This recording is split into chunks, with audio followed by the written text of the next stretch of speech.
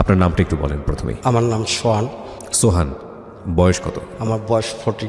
আমরা শুরু করি একেবারে ছোটবেলা থেকে, যেখান থেকে বলতে চান। তার আগে একটু বলেন জন্ম জেলা কোথায়? আমার জন্ম জেলা মাদারীপুর। মাদারীপুর থানা আমার মাদারীপুর, আচ্ছা। উত্তর দুধখালি গ্রাম। জি। ছোটোবেলায় আমার বাবা আমার মাকে ছেড়ে তিনি আর একটা বিয়ে করে ঢাকায় চলে আসে। আচ্ছা। তা চলে আসার পরে আমরা খুব অসহায়ের ভিতরেই সময় দিনটা পার করতেছি। মা কি করবে, এর ভিতরে আমার ছোট্ট একটা বোন আছে ছোট, তাকে পালতে খুব কষ্ট হইতেছিল। তার এমন মার বুকে দুধও ছিল না। আমি আমার মামার পার্শ্ববর্তী বাসা ছিল আমার মামা, তার বাসায় যদি গায়ে দুধ আনতে যেতাম, কখনো দিত কখনো দিত না, কখনো থ্রো করে ফালাই দিত আপনার এই পাত্রটা।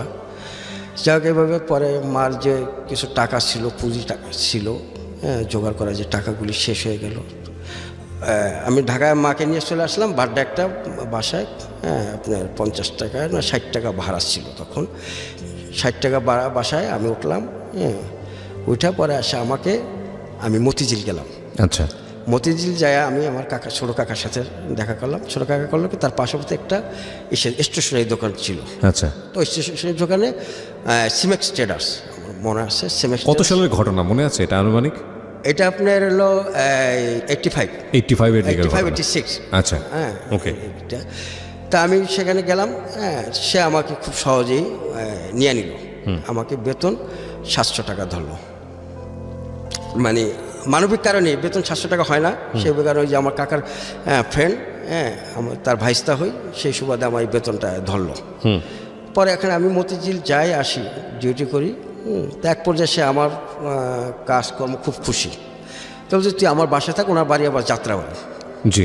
তখন আমি মারে বললাম যে মা, এখানে আমার কিন্তু তখন ছোট্ট একটা ভাই, ছোট্ট একটা আর 2টা বোন।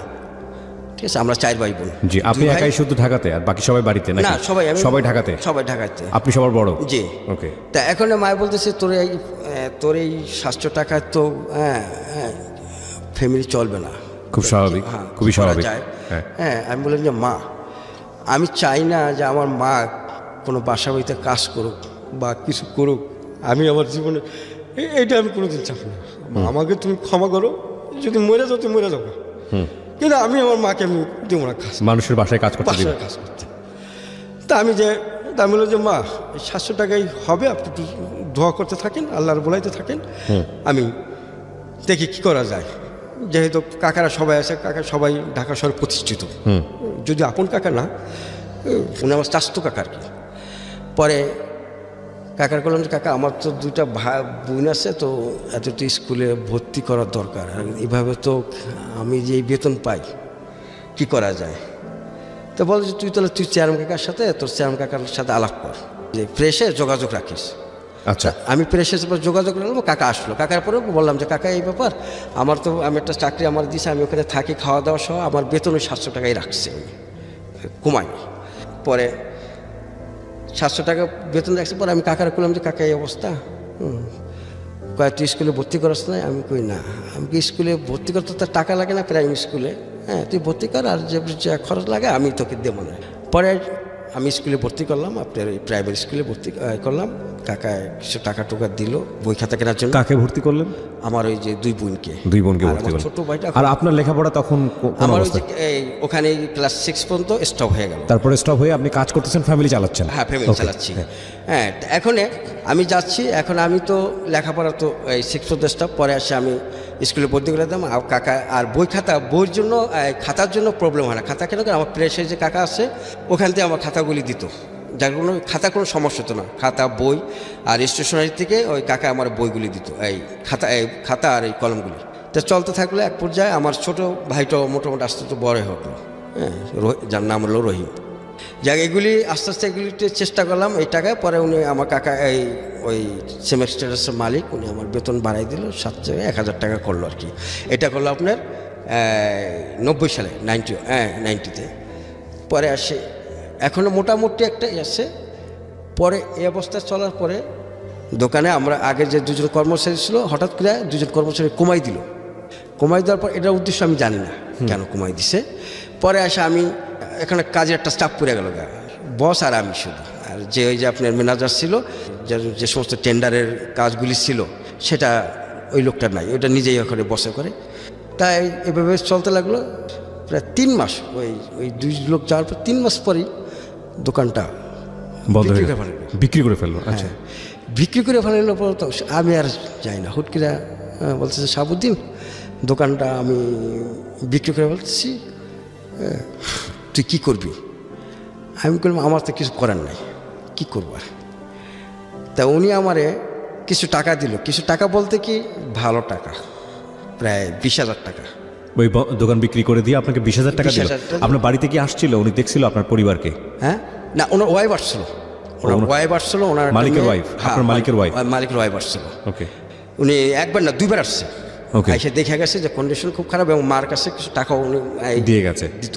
আচ্ছা, পরে উনি আমাকে 20,000 টাকা দিল। আমি টাকাটা এই টাকাটা আমার সাথে ওই আমার কাকাকে ডাকছে, ওই যে আমার যে ছোটো কাকা, ওই যে প্রেসের যে মালিক, তারা ডাকছে। বলো যে এই ব্যবস্থা, সুলতান সাহেব আমি তো দোকান বিক্রি হয়েছে আপনি জানেন। তখন বাচ্চা তো আমার এখানে দীর্ঘদিন দেওয়া রয়েছে, আর হুট করে আমি দোকানটা বিক্রি করে দিচ্ছি। তা আমি তো ওকে যেটা দেওয়ার দরকার ছিল সেটা আমি পারিনি। আপনি জানেন তো আমার কী কন্ডিশনটা।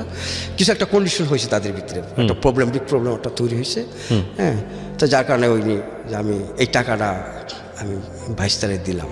কত সালের দিকে এটা? এটা হলো আপনার 90-এর লাস্টে। 20,000 টাকা অনেক টাকা। অনেক টাকা, তখন বিশেষত অনেক টাকা। জি, এই টাকাটা আর আমি হাতে ধরি নেই। এই টাকাটা আমি আমার কাকার কাছেই রেখে দিলাম। কাকা আমার পরের দিন বলো যে তুই বাসায় জাগা, হ্যাঁ বাসায় যা, আমার কাছে তুই এবার দিনটা আগামীকাল আসে। তা কাকা আগামীকাল আমি আসলাম মতন। আমি আর এই টাকার কথা আমি বাসায় কারো বললাম না কিছু, মানে আমার ওটাও সেন্স ছিল না যে আমি টাকা, যে আমি 20,000 টাকা পাইছি এটা আমি বাসায় বলিও নেই মানে। পরে আমি কাকার কাছে আইলাম। কাকার কাছে আইলার পরে কাকা আমার নিয়ে গেল আপনার সোনালী ব্যাংকে। সোনালী ব্যাংকে নিয়ে একটা অ্যাকাউন্ট করে পরে আমার ওখানে 20,000 টাকা আমার নামে জমা করে দিল। জমা করে দেওয়ার পর কাকা বললো যে ঠিক আছে তাহলে দোকান তো অত চাই যে, তো তুই আমার দোকানে প্রেসে থাক। পরে আমি প্রেসে রয়ে গেলাম। প্রেসে রাখলাম। প্রেসে আমার বেতন মোটামুটি আপনার 2,500 টাকা কাকা ধার্য করলো। আর বললো যে এখানে যে তোর এই যে অস্টিচ যে কাগজ হয় না প্রেসের, ওয়েস্টেজ কাগজগুলো এগুলো তুই বেছে নিবি যা হয়। তা ডেলি আপনার 10 কেজি 20 কেজির মতন ওয়েস্টেজ কাগজ হয়। জি, আর আপনার ওই যে মোবিল আছে না আপনার পুরা মোবিল, ওটা প্রতিদিন 1 গ্যালন হয়। হ্যাঁ, এটাও আমি বেশি, আমার বলছি এই 2টা জিনিস তুই বেশি নিবি। যদি এখান থেকে পারিস তাহলে 2-1 কেজির ওই যে পুরান ল্যাকড়া লাগে আমার, ওই যে মিশমিশি মশাল লিখে বুঝছেন, ওগুলি কিনলি, আর বাকিটা তুই জাস্ট নিয়ে নিবি। ওকে। তা কাকা আমারে প্রতিদিন আপনার ওই যে ভোট অফিসে যাইতে হইতো, বক্সিবাজার যাইতে হইতো।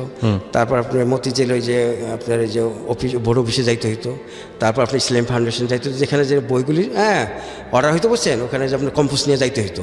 জি, ওইগুলি ঠিক করার জন্য কন্ডিশন। পরে যাইতাম ওখানে। কাকা আমাকে প্রতিদিন একটা ধার্য করে দিয়েছিল, তোমাকে আমি এই গাড়ি ভাড়া বাবদ এত টাকা দিই। কিন্তু আমি কখনোই এই গাড়িতে যেতাম না, হাইটে যেতাম। আচ্ছা, রিক্সা কখনোই উঠতাম না।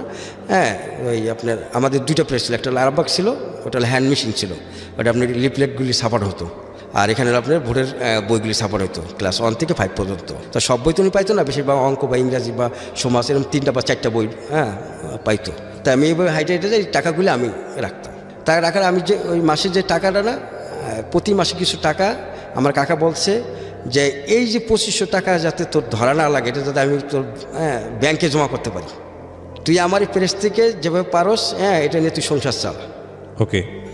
আদার্স এই 2,500 টাকা কিন্তু তোরা আমি দেবো না, কাকা আমার এরকম বললো। তা ঠিক আছে আমি 25 টাকা, আর এখান থেকে আব্বা আবার তো ওখানে মোটামুটি হেল্প করতেছে। প্রতি মাসে আমাকে 1,000 2,000 3,000 এরকম দেয়, কোনো সময় 5,000ও দেয়।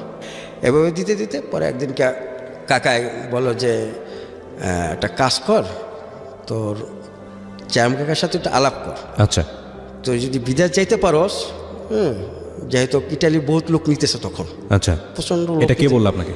আমার ছোটো কাকা বললো। ছোট কাকা বলতো। আর এই লোকগুলি পাঠাইতেছে আপনার আমার এই চেয়ারম্যান কাকা। আপনি জানেন কি জানি না, আমাদের এই মাদারপুরের আপনার মোর দ্য 50% লোক আমার কাকায় পাঠাইছে প্রথম। আচ্ছা, ইটালিতে। ওকে। কোন সময়ের গল্প এটা? এটি যে 90-এর দশকে। 90-এর সময় গল্প। ওকে। তাই পরে কাকা আসছে, কাকার বলা পরে কাকার সাথে আর ছোটো কাকা কয়ে দিল যে ও তো তখন তো সে 2 লাখ টাকা করে নিত আর কি, ইটালি যাওয়ার জন্য 2 লাখ টাকা দিল।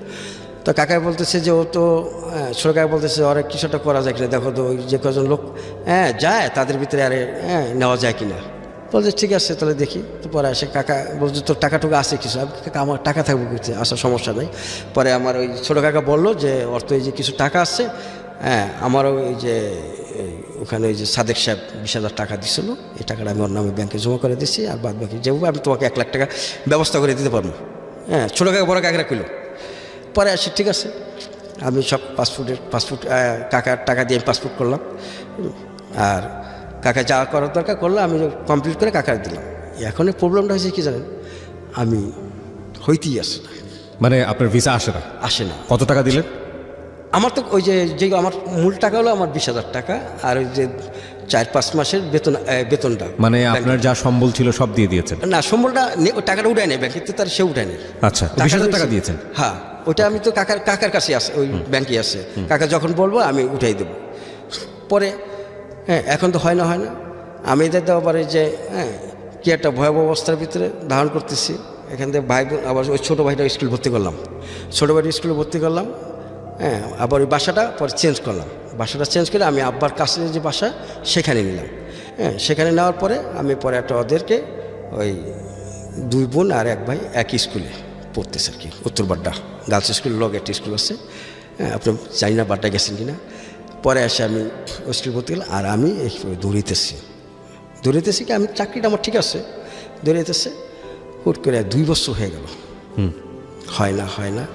তারপরে ইতালিতে যাওয়া হচ্ছে না? না, আর ইটালি যাওয়া হচ্ছে না। আমার ছোটো তখন কাকা বলতেছে সাবুদ্দিন খুব টাইট তো, এখন তো ইটালি আপনার আপনার ইসের লাইন দেন তো, আপনি তুরস্কুর লাইন দেন তো, ওই হ্যাঁ যেহেতু এখানে হইতেছে না, হ্যাঁ তুই কর, এই আমার কাছে একটা মালয়েশিয়ার ভিসা আছে, তুই 1 সপ্তাহ যদি যাইতে চাস আমি এটা ব্যবস্থা করে দিতে পারবো, দেখ যাবে কিনা। তাই আমি ওখানে চিন্তা করলাম যে 2 বছর হ্যাঁ বেশি এত কষ্ট করলাম, ঘুরলাম, হলো না। তো ঠিক আছে কাকা, আপনি যদি ভালো মনে করেন সেটাই করেন। কাকা করলে হুট করে আসলে সে 1 সপ্তাহের ভিতরে আমার এইটা কমপ্লিট করলো। এটা হলো আপনার 94-এ আমি মালয়েশিয়ায় ঢুকে গেলাম। মালয়েশিয়ায় ঢুকে যাওয়ার পরে ওখানে আমি 3 বছর জব করলাম, 3 বছর না 2.5 জব করলাম। করার পরে সিঙ্গাপুরে আমার এক ভাগনা থাকতো, আমার খালাতো বোনের ছেলে আর কি, তার সাথে আমার জানি সে আমাকে একদিন টেলিফোন করছে, হ্যাঁ আমার অফিসে টেলিফোন করছে। পরে আমি কথা বলছি, তখন তো আপনার মোবাইলটা খুব কম ছিল, পেজার ছিল, আমার একটা পেজার ছিল। হ্যাঁ তো ওই পেজারে হ্যাঁ দেখ কল আসতো, নাম্বার আসতো। পরে এসে আমি ব্যাক করে বললাম মামার সাথে কথা হলো, বললো যে কী অবস্থা, বললাম তো এখানে অবস্থা তখন কিন্তু অর্থনৈতিক অবস্থা খুব খারাপ মালয়েশিয়া খুব ইকোনমিক খুব ড্রপ হয়ে গেল। এমনি তৎক্ষণিক আপনার ফ্যামিলির অবস্থা একটু ভালো হয়েছে? ওইভাবেই আসে, নর্মাল আসছে, ওইরকম ভালো না, মানে টুকটাক খেয়ে পরে চলে আর কি। মানে ফ্যামিলির আদার্স যারা মেম্বার, 2 বোন 1 ভাই আর মা, এই 4 জন আপনার উপরে ডিপেন্ডেন্ট। মালয়েশিয়াতে খুব নিদারুণ একটা অবস্থা পার করছেন। কি কাজ করতেন ওই মালয়েশিয়া? ওখানে আপনি প্লাস্টিক ফ্যাক্টরিতে কাজ করতাম। আচ্ছা, আপনার চপিং বোর্ড তৈরি করা হতো, হ্যাঙ্গার তৈরি করা হতো। ওখান থেকে আপনি সিঙ্গাপুরে যাওয়ার চেষ্টা করছেন? হ্যাঁ, তখন আমার বললো যে তোর কী অবস্থা, আমি বললো যে এখানে তো অবস্থা ভালো না, হ্যাঁ অর্থনৈতিক খুব খারাপ, হ্যাঁ এখানে ইকোনমিক ড্রপ হয়ে গেছে, তা এটা কী করবি তুই, ওখানে থাকবি না সিঙ্গাপুরে আসবি? আমি বললাম যে দেখি কী করা যায়, কি যাওয়া যাবে সিঙ্গাপুর?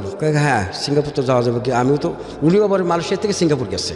পরে আসে আমি হ্যাঁ তো ওনার সাথে যোগাযোগ করে পরে উনি আমার একটা নাম্বার দিল, মালয়েশিয়া একটা ট্যাক্সি ড্রাইভার, নাম তার কুমার, উনি এই কাজটা করে আর কি। তা উনি আমার সাথে যোগাযোগ করলো, যে বলছে তুমি কই আসো? আমি বললাম যে আমি প্যারাগাছি পারিপন্থা, আর উনি থাকলো জহুরবারু। তার মানে এখান থেকে আপনার মানে অনেক দূর, যে 1.5 দিন সময় লাগে আর কি। পরে উনি আমাকে বললো যে একটা অ্যাড্রেস দিল, তুমি এত নম্বর বাসটা উঠে এই জায়গায় নামবা, আমি ওখানে তোমার জন্য অপেক্ষা করবো, এই টাইমটা তোমার আসতেই কয়েক ঘন্টা লাগবে। পরে আমি ঠিক রাত 7:30টার বাসে উঠে গেলাম, ওই জহুরবারুর বাসে উঠলাম। ওইটা আমি যখন ওখানে যে পরের দিনকে নামলাম, বললাম দেখলাম যে উনি ঠিকই দাঁড়াই আছে, ওই ট্যাক্সি দাঁড়াই আছে ওনার। আমি হ্যাঁ তা বলে যে তোমার নাম কি সোহান? হ্যাঁ আমি বললাম হ্যাঁ আমার নাম সোহান, আমি কুমার, তোমার যে যার না হ্যাঁ তোমার মামা কিছু বলছে না আমাকে? হ্যাঁ। পরে উনি আমাকে ট্যাক্সিতে করে নিয়ে একটা হোটেলে এনে রাখলো। হোটেলে এনে রাখার পরে পরের দিনকে কী করলো, সে রাত্রে একটা আপনার ওই যে বড় লরি আছে না, ট্রাক, আমাদের দেশে তো এই 3-5 টাকা, ওদেরও অনেক, মানে আপনার 22 টাকা 23 টাকার লরি যাকে বলা হয় আর কি ওদের ভাষায়, মালয় ভাষায়। সেই লরির ভিতরে কী করছে, আমারে উঠাইছে। ওখানে যে মালটা আপনার কাঁচা মাল আবিজাবি ইত্যাদি আছে বুঝছেন, সেখানে দিয়ে সে ঢাইকে দিব। আমি বললাম না আমি সরি, আমি যাবো না। মানে আপনাকে অবৈধভাবে নিবে এবং এভাবে পাচার করার মতো। হ্যাঁ, পাচার করে নিবে, কিন্তু আমি এভাবে যাবো না। আমার সাথে যেটা কথা ছিল যে সে মোটরসাইকেলে করে নিবে বা গাড়িতে করে নিয়ে যাবে, পার করে দিয়ে আসবে, ওরকম কথা ছিল। ওকে। তা এখনই উনি আমাকে এটা নিয়ে, কারণ সিঙ্গাপুরে আগের সিস্টেমটা ছিল যখন আপনি গাড়িটা ঢুকতো না তো ওরা ওই যে মারতো, চাকু মারতো। ও মানে ওই আপনাকে লরির মধ্যে করে নিবে, চাকু মেরে মেরে ট্রাই করে দেখবে যে কি হ্যাঁ, অবস্থা। সিঙ্গাপুরে যখন আপনি যে আপনার বর্ডারে যাবে তখন ওরা ওরকম বড় করাতি থাকে, রান্দা থাকে, এগুলো ঢুকায়। ওই সময় যদি গায়ে লাগে তাহলে কেটে শেষ। আমি শেষ। আচ্ছা। তা আমি এটা কোনো মতেই রাজি হলাম না, কারণ এটা ব্যাপারে আমি জানি। ঠিক আছে, আমি বললাম যে না, আমি এভাবে যাব না। তখন ইমিগ্রেশনের ভিতরে জানেন মানে কি ওই সময়টা এরকম ঘটনা ঘটেছে দুই একজনের, যে মারা গেছে বা এরকম হয়েছে? হ্যাঁ, ওরকম ঘটনা হয়েছে। এরকম আচ্ছা। ঘটনা হয়েছে। ওকে। হ্যাঁ, আমাকে ওই যে বলে দিছে আমার মামা বলে দিচ্ছে যে কেয়ারফুল, তুমি কখনোই যদি লরিতে নিতে উঠায় তুমি কখনো উঠো না। ওকে। হ্যাঁ, পরে এখন ইমিগ্রেশনের ভিতরে এটা, হ্যাঁ আপনার ইমিগ্রেশনের ভিতরে আমি পরে আর বললাম না, আমি চলে আসলাম। চলে এসে আবার ওই যে একটা উঠলাম, ওই হোটেলে উঠলাম। হোটেলে উঠে পরে আমি তারা কুমারে কল দিলাম যে ভাই আমি এটা যাবো না, এটা খুব ডিফিকাল্ট, এটা আমি যাবো না, আমি আবার আমি ব্যাক করবো, আমি যাবো, আমি ফ্যাক্টরিতে চলে যাবো। না না, সমস্যা নেই, তুমি দেখো, তুমি এটা না গেলে আমি তোমার জন্য ব্যবস্থা করতেছি, এই ডন্টারি। পরে উনি আবার সকালবেলা চলে আসলো, আইসা ওই হোটেলে পে করলো, আমার বাইকে নিয়ে আসলো, আইসা করলে নদীর পাড় নিয়ে গেল। নদীর পাড়ে নিয়ে গেলে দেখলাম যে আরও কিছু লোক আসছে। আচ্ছা। তা আমাকে নিয়ে 14 জন, পরে আবার আসলো 2 জন, 16 জন। আচ্ছা। এই 16 জনকে আপনি ভোটে উঠাইল। আচ্ছা। স্পিড বোট আছে না, স্পিড বোট। ওকে। এবং এই স্পিড বোটে আপনাকে শোয়াই দিল, সবাইকে শোয়াই দিল, পাটাতনের উপরে শোয়াই দিল। হ্যাঁ। ওকে। পাটাতন না, আপনার যে ফ্লোর আছে না নিশ্চয়, যে ওকে, বুঝতে পেরেছি। ওইভাবে শোয়াই দিল যে তোমরা চুপচাপ বসে থাকো, হ্যাঁ, ভয়ের কোনো কারণ নেই। তা এখন একটা আমি ওখান থেকে ফিরে আসছি, এখন চিন্তা করলাম যেহেতু ফ্যাক্টরি থেকে চলে আসছি আবার ব্যাক করব, হ্যাঁ যাক, যা হয় কপালে হবে, হ্যাঁ এটা দিয়ে যাব। পরে আসে আমি রাজি হলাম, যা পরে আসে ঠিক আপনার 5 মিনিট লাগেনি আর কি। বোটটা ওরা কী করছে জানেন, ওরা ওই দূরবীন দিয়ে ওই একটা ওই জায়গাটা আছে একটা আপনার ছোট্ট একটা লেন আছে আর কি, ওখানে যারা ওখানে যা ওই সাইডে জঙ্গল, এই সাইডে জঙ্গল, তো জঙ্গল থেকে ওরা দূরবীন দিয়ে দেখে যে ওই সাইডে কোনো নেভি আছে কিনা, এই সিঙ্গাপুর পুলিশ আছে কিনা। যখন না দেখে তখনই এমনভাবে চালু গেলে মাস পথে যায়, আপনি এটা থামাই দেয়, এই থামাতেই সে ওখানে পার হয়ে যায়। ওকে। আপনি যদি পার হোক বা না হোক, কিন্তু আপনাকে ওখানে ফালাই দিবে, দিয়ে চলে আসবে। কিন্তু আমাদের জিনিসটা পুরোপুরি আপনার পাড়ের জায়গা পড়ছে, পরে জঙ্গলে উঠাই দিল। জঙ্গলের থেকে এখন দেখি শুধু আপনার জঙ্গল পুরো পার্টটাই আপনার আর্মিদের এরিয়া। এখন যেখানে আমি দেখি আর্মি, হ্যাঁ প্রচণ্ড আর্মি, এখানে হাঁটাচলা করে, গাড়ি হাঁটাচলা করে, জঙ্গলের ভিতরে বাড়িতেছি। পরে যাক, আপনি আধা ঘন্টা হলো আমি মোটামুটি আমি রাস্তা দেখলাম, পরে বাইরে এলাম, দেখে আর্মি। পরে সাহস করে আমি জিজ্ঞাসা করলাম, যেহেতু তারা আমার কোনো আর্মি কিছু জিজ্ঞাসা করতেছে না যে তোরা কোথা থেকে আসছে কি আসছে, কিন্তু আমরা 2 জন সবাই পাড়ে পাট চলে গেছে, যার যার মতো তারা গেছে জঙ্গল দেওয়া। কেউ একসাথে 14 জন 15-16 জন একসাথে আসেনি। ওকে। হ্যাঁ, পরে 2 জন আমরা আসলাম, নাম হলো সাধারণ।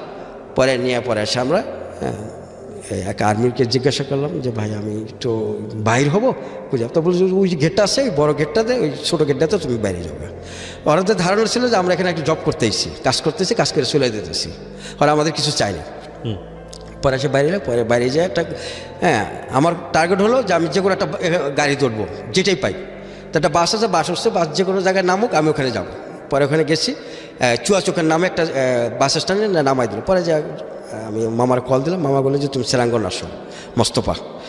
সিঙ্গাপুর গেছেন কিনা জানি না ভাই? আমি জানি, আমি কখনো জানি। হ্যাঁ, জানি, খুব একটা সুন্দর একটা দেশ। জি। পরে আমাকে স্পন্সর করলে আমি যেতে পারি, কোনো সমস্যা নাই। ওকে। পরে আমি আমার বললো যে তুমি সেরাঙ্গন এসে পড়ো, হ্যাঁ মোস্তফাকে বললেই হবে, ট্যাক্সিওয়ালাকে বললে হবে, কারণ ওটা পপুলার। জি। পরে এসে আমি ট্যাক্সিওয়ালা বললাম যে আমি সেরাঙ্গন যাবো, গেছে কি। পরে $14 বিল উঠছে, আমি $14 দিলাম। দেওয়ার পর উনি আমাকে, আমার এই ভাইগনা মানে আমাকে ফুললি খুব সুন্দরভাবে অ্যাড্রেসটা লিখে দিছিল, পার্ট বাই পার্ট অ্যাড্রেসটা লিখে দিছিল, যাতে কোনো প্রবলেম না পড়ে। তার বাসার ঠিকানা, যে কোথায় থাকে, কত নম্বর রুমে থাকে, হ্যাঁ ডিটেলস লিখে দিছে। আমি এটা আসছে, পরে আমি আসছি, তো উনি আবার ওই আমি যেই টাইমটা আইছি সেই টাইমটা উনি কাজে, সেরাঙ্গন ওই যেখানে বসার জায়গা আছে, প্যান্টা হোটেল আছে, বা সেরাঙ্গন মোস্তফা আছে, মোস্তফা প্লাজার সামনে তুমি বসো, আমি একটা লোক পাঠাইতেছি। ওকে। তো উনি আবার বাসা কল দিয়ে দিয়েছে, বাসার থেকে 2 জন লোক চলে আসছে। পরে আমি আবার চিন্তা করলাম যে আমি এখানে ওয়েট করবো, কখন বাজে, তখন আপনার সন্ধ্যা হয়ে গেছে প্রায়। পরে আমি করলাম ট্যাক্সিওয়ালা বললাম যে আমি মাউন্ট বাটন, হ্যাঁ আপনার ব্লক নাম্বার 10 আমি যাব। হ্যাঁ, বলছে ওকে ওড়ো।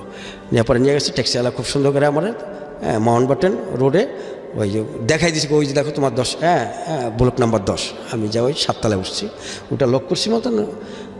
পরে ওই এক ফ্রেন্ড বাইরে এসে, আমার মামার এক ফ্রেন্ড বলে যে তোমার নাম কি?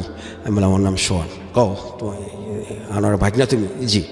পরে ভিতরে গেলাম, যাওয়ার পরে এখনে আমি সিঙ্গাপুরে আপনি 6-7 মাস অবস্থা কাজ পাই না। আমি যেহেতু ইলিগেল আসছি, জি, ইলিগেল কাজ পাইতেছি ওই না। সময়টা কি করতেন? ঘরে বসে থাকতেন? হ্যাঁ, ঘরে বসে থাকতাম, মাঝে মধ্যে এই যে মস্তফা শ্রাঙ্গনে যেতাম। আচ্ছা। হ্যাঁ, আর ওখানে সিঙ্গাপুরে পুলিশের সিস্টেমটা হলো কি, যে আপনি কোনো প্রবলেম যদি তৈরি না করেন আপনাকে সে ডিস্টার্ব করবে না, আপনাকে ধরবে না। আচ্ছা। আর যদি কোনো কমপ্লেন না আসে তাও আপনার কাছে আসবে না। আপনি পুলিশের কাছে যান, পুলিশের সাথে কথা বলেন, পুলিশের সাহায্য চান, তারা দিবে। আপনি ইলিগেল হন, আপনার কাছে কোনো কাগজপত্র চাবে না যদি আপনি কোনো প্রবলেম তৈরি না করেন। আচ্ছা। পরে এসে আমি ওই শ্রীরামগঞ্জ যেতাম, ওই মামা মাঝে মাঝে কিছু টাকা দিত আমার পকেট খরচ, ওটা নিয়ে চলতাম।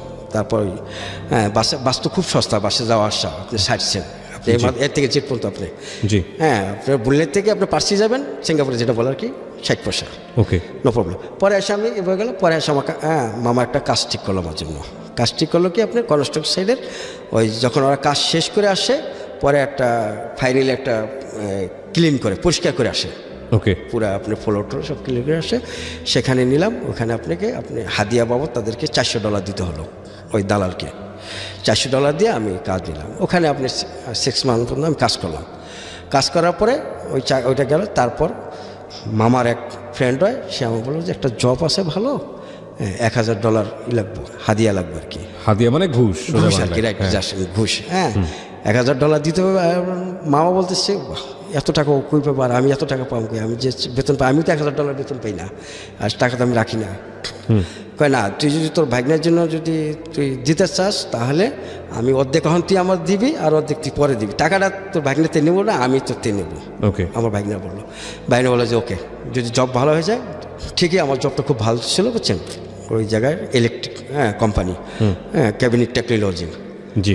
ওখানে আপনার কাজ হইতো আপনার ইলেকট্রিক কাজ, আর আপনার ইসের কাজ RJ45 বা কম্পিউটার নেটওয়ার্কের কাজ। ওকে। পরে আমি ওখানে গেলাম, মিস্টার তানুনির নাম, খুব ভালো লোক। আমি ওখানে তার কাজ করতে থাকলাম। কত সালের দিকে এটা? এটা হলো 96 সালের ঘটনা বলছেন? জি, 96। পরে আমি এভাবে কাজ করতে থাকলাম। হঠাৎ করে এখন আমার বাসার থেকে, দেশের থেকে চাপ দিল যে তুমি চলে আসো, দীর্ঘদিন হয়ে গেছে গিয়া। তাই আমি বললাম যে হবে, সিঙ্গাপুর আসলাম, মাত্র 2 বছর আসলাম, 2 বছর তো কোনো ধরনের কোনো কাজকর্ম ইনকাম করি, যে কয় টাকা হয়েছে সে কয় টাকা আমি দেশেই পাঠাইছি। বরঞ্চ আরও ঋণ হয়েছে, মামা কিছু ঋণ করছে, ঋণ আবার দিছে, যাতে আমি আমার ফ্যামিলি চলতে পারে। পরে আসে আমি এভাবে মা বলতে, স্যার আমি ওখানে কাজ করতেছি। এরপর যেটা হলো আপনার 2001 হঠাৎ করে আমার এক সিঙ্গাপুরে এক মিন্টু করে নাম, তার সাথে আমার সাক্ষাৎ হলো। সে তার বাসা নাই। সে বলতেছে, শাহাবুদ্দিন, আমার তো বাসা নাই, তোর কি বাসা আছে? আমি কই বাসা আমারও নাই। ওখানে ক্যাশিস, বাসার কিন্তু একটা ক্যাশিস থাকে, যেখানে ইলিগেল তো। আচ্ছা। ক্যাশিস থাকে, বাসা পাওয়া যায় না, দিতে চায় না। ওকে। তো পরে আমি বললাম যে ঠিক আছে, তুই বিপদে পড়ছস, আমি দেখতেছি। পরে আসি ওনাকে আমি আমার বাসায় নিয়ে আসলাম। নিয়ে আসার পরে আমরা 3 জনে রইলাম। ওই সুবাদে ওনার একটা ভাগ্নি ছিল দেশে, তো ওই মাঝে মাঝে ছবি টবি আনতো, মাঝে মাঝে কিছু দেশেতে খাবার পাঠাতো। ওনার বোন খুব ভালো খাবার পাক করতে, তো আপনি ইলিশ মাছ আপনার কিছু ওই সরষা দিয়া খুব মজার এবং অনেক পিঠা টিঠা বিভিন্ন ধরনের ওই মিন্টুর বোন পাঠাইতো। তা পাঠানোর পর কিছু ছবি তার কাছে আসে, এবং ওই ছবিটার ভিতরে তার একটা ভাগ্নির ছবি ছিল। তা ভাগ্নির ছবি ছিল মতন, এই ব্যাপারে আমার কোনো ফিলিংস ছিল না, ওটা নিয়ে আমি কখনো চিন্তা করি নাই। এটা তার ভাগ্নির সম্পর্কে এটুকুই জানি।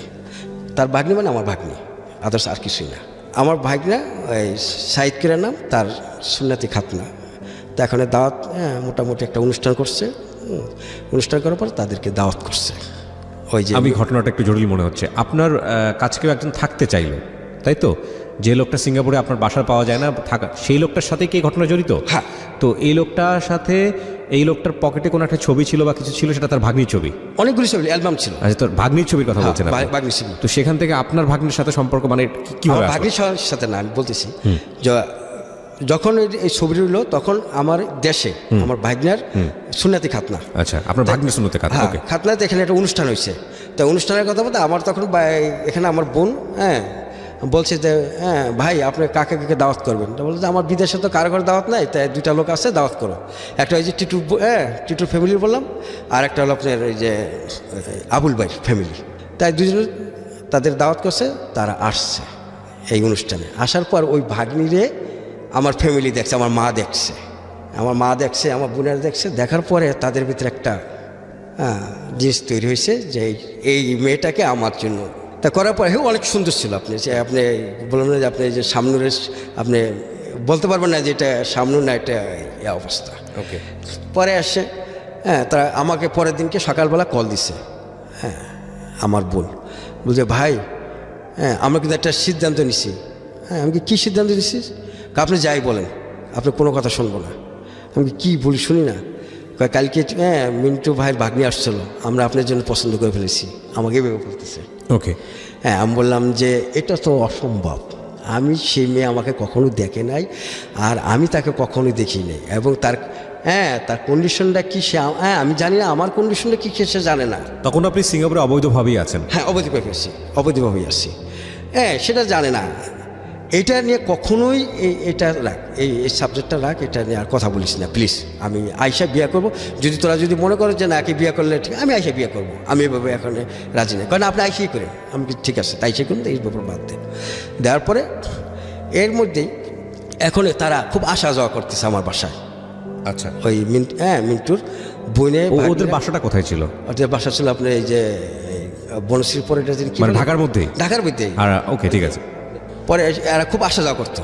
তা আসা যাওয়া করার পর এক পর্যায়ে তাদের সাথে খুব ভালো একটা, আমার ফ্যামিলির সাথে তাদের ফ্যামিলির খুব ভালো একটা রিলেশন হয়ে গেছে। হওয়ার পরে এক পর্যায়ে আমার মাও এটা আমাকে বলা শুরু করে দিল যে বাবা আমি এই মেয়েটাকে চাই, মেয়েটা সুন্দর আছে, মেয়েটা কথাবার্তা আচরণ খুব ভালো। মেয়েটার নাম কি ছিল? স্মৃতি। আচ্ছা, ভালো ছিল। পরে এসে আমি এই মতেই আমি বলছি ঠিক আছে, আমি দেখি কি করা যায়। পর এর মধ্যে একদিন হঠাৎ করে আমার মিন্টু ভাই বলল যে শাহাবুদ্দিন তোমার ফ্যামিলিতে কিছু বলছে? আমি কই না, কেন? কারণ আমার ভাগ্নির ব্যাপারে কিছু বলছিনি তোমারে? আমি বলছি হ্যাঁ, আমার মা আমার বলতেছে, আমার বোনে বলতেছে। এটা কোনো মোটেই ঠিক না মিন্টু ভাই, যেহেতু আপনার ভাগ্নি আমার ভাগ্নি।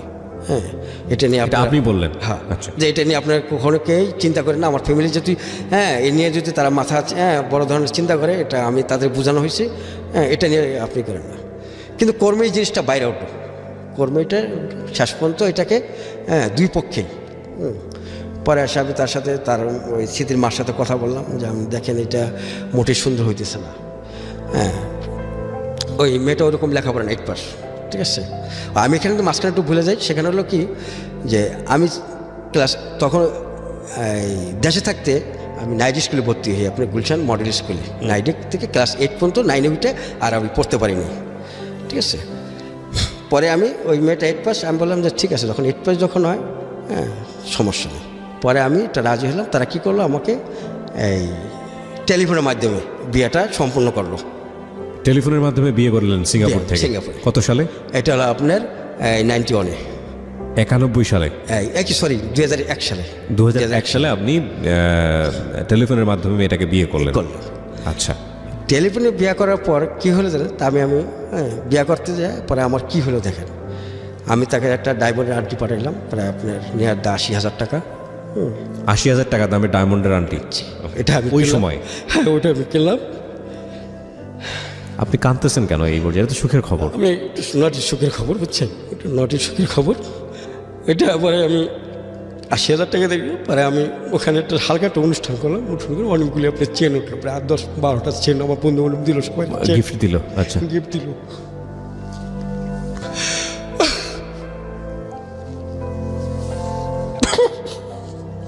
আপনার ছেলে বাইরে আছে, স্টুডিওর বাইরে, এবং ওর বয়স অনেক অল্প। আমি আপনাকে বলবো একটু ধৈর্য ধরার জন্য। এই গল্পের অনেক কিছু বাকি আছে প্রিয় শ্রোতা, এবং এই 40 বছরের সোহান আজকে এই জীবন গল্পটা বলতে এসছেন। আপনি যদি এখনই এরকম করেন, আমার মনে হয় গল্পের সামনের দিকে এগিয়ে যাওয়া উচিত। হ্যাঁ, আপনাকে একটু ধৈর্য ধরতে বলবো, কারণ সামনে আমাদেরকে আগাতে হবে। জি কৃপা ভাই, যখন একটা নারী তার পুরুষের কাছে আসছে, তখন তো অনেক কিছু চাওয়ার থাকে। আমি আর ওই মেয়েটা স্মৃতির বাবা ছিল না, এতিম ছিল। জি, সেই দৃষ্টির জায়গায় আমি, সে যা যা বলছে ওকে বলেছিল ফোনে যে আংটি নিবে এরকম? না না ওটা সে বলে নাই। তাহলে? ওটা পরবর্তীতে যেগুলি সে আমার বলছে। যাই হোক, আমি ওই আংটির ঘটনা থেকে আসতে চাই। আপনি পরে আপনি কোনো আংটিটা একটা ঘটনা মনে করেন হয়তো অনেক বেশি নস্টালজিক হয়ে গিয়েছেন, সে কারণে আন্টিটা আমি কেঁদেছেন। তাকে পাঠাবেন। আন্টির পাঠাইছি, আগে আন্টি পাঠাইছি আর 12টা-13টা চেন পাঠাইলাম। পরে বিয়ে হয়ে গেল বিয়ে হওয়ার পরে মোটামুটি আপনি মাসখানি মোটামুটি তার সাথে আমার একটা কথাবার্তা চলতেছে, ভালো একটা কথা চলতেছে, গুড সিঙ্গেল। পরে এসে আমি হঠাৎ করে কথাই চলতেছে, বাড়ি যাওয়া হয়নি ওই সময়টা। হ্যাঁ বাড়ি যাওয়া হইতেছে না, বাড়ি তো আপনার 2007 গেছি আর কি, কথা হইতেছে 2000 সালে বিয়ে করে 2007-এ বাড়ি গিয়েছে। বাড়ি গেছি। আচ্ছা, তো ইন দ্য মিন টাইম কথোপকথন হচ্ছে। আমরা এখানে একটা বিরতি নেব প্রিয় শ্রোতা, ছোট্ট একটা বিরতি। গল্পটা আজকে কোথায় গিয়ে মোড় নেবে সেটাই হচ্ছে কথা। এই ফাঁকে প্রিয় শ্রোতা, আপনাদের সবাইকে জানিয়ে রাখছি ইতিমধ্যেই শুরু হয়েছে রেডিও আম্বার 102.4 FM আমার একটি নতুন শো, যে অনুষ্ঠানটির কথা হয়তো বা অনেকেই জানেন, মাইক্রোফোন টেস্টিং 1024, যেখানে বাংলাদেশের ছড়িয়ে ছিটিয়ে থাকা অসম্ভব প্রতিভাবান শিল্পী যারা আছেন, যারা কোথাও কোনো ফ্লোর পান না কিন্তু খুব ভালো গান, তাদের সুযোগ ঘটছে একটা অনুষ্ঠানে একটা এপিসোডে নিজেকে প্রকাশ করবার। আপনি যদি খুব ভালো গান করেন এবং আপনি যদি মনে করেন এই অনুষ্ঠানটিতে আপনি অংশগ্রহণ করবেন, তাহলে এই নাম্বারটিতে ফোন দিতে হবে এবং নাম্বারটিতে ফোন দিয়ে ফোন থেকে আপনি যে নির্দেশনা পাবেন সেই অনুসারে আপনি কাজটি করবেন। ফোন নাম্বারটি হচ্ছে 09611001024। আমি বাংলায় বলছি এবং ধীরে ধীরে বলছি, 0961010024। এই নাম্বারটিতে ফোন দিয়ে আপনি নির্দেশনা অনুসারে আপনি কাজটি করবেন। আর এমনও হতে পারে এই অনুষ্ঠানের মধ্য দিয়ে সারা বাংলাদেশ আপনাকে অন্যভাবে চিনবে। তা কমপ্লিট না হলে আগে এতগুলো টাকা কেন দিবেন, একটু পরে দেন। আপনার কি প্রাথমিক কিছু দেন নাই টাকা? হ্যাঁ আমার আপু 50,000 দিছে, আরও চাইতেছে। আমি বললাম আরও চাইলে আপনি দেন না, কারণ কি ইনকেস যদি আপনি টাকা তারা না দিতে পারে তখন এই টাকাটা, কারণ আমার পিছনে আমি অনেকগুলি অভিজ্ঞতা নিয়েই আসছি, ঠিক আছে। পরে যাক, আমার ওই সিদ্ধরামাও আবার কল দিয়ে বলতেছে যে আমি এতগুলো টাকা কই পাবো মশাই বিষয়। পরে আমি যেভাবে ব্যবস্থা করে 1 লাখ টাকার ব্যবস্থা করে আমি তাকে দিয়ে দিলাম। দেওয়ার পর ইতিপূর্বে আবার কী হলো, ওই আমার মামা শ্বশুর আপনার তার 15-20 দিন পরেই সে পুলিশে ধরা খাইছে। সে পুলিশে ধরা খাওয়ার পরেই পুলিশে ধরা খাইছে মানে কি? সিঙ্গাপুরে পুলিশে ধরা খেয়েছে? সিঙ্গাপুর পুলিশ তাকে অ্যারেস্ট করছে। মানে অবৈধ? অবৈধ illegal, মানে এই ভয়টা তো আপনারও ছিল। হ্যাঁ আমারও ছিল। তো আপনি ওখানে সারাদিন যে কাজটা করতেন, আপনার মালিক জানতো না যে আপনি অবৈধভাবে আছেন এখানে? এখানে একটা প্রবলেম, হ্যাঁ মালিক জানতো। মালিক আমার যেটা সে যাই না আমাকে নিচ্ছে, কাজ দিছে। উনি আরও যে 3 জন ওয়ার্কার ছিল বলছেন, তারা ইলিগেল ছিল। কারণ কি আপনি যদি তার এই মালিকের বলতে পারেন, মালিকের সুবিধা হয় আপনি কোথায় নেওয়া যাবে কোথায় নেওয়া যাবে না। কারণ আপনি সিঙ্গাপুরে যে কোনো কাজে আপনি ইন করবেন, আপনাকে আইডি কার্ড আপনি শো করতে হয় সিঙ্গাপুরে, আপনি যে আইডি কার্ডটা বা আপনার পারমিট কার্ড যেটা বলেন শো করতে হয়। তা যা কোনো এটা জানেনি, আমারটা জানার পরে আমি 2বার ধরা খাইছি।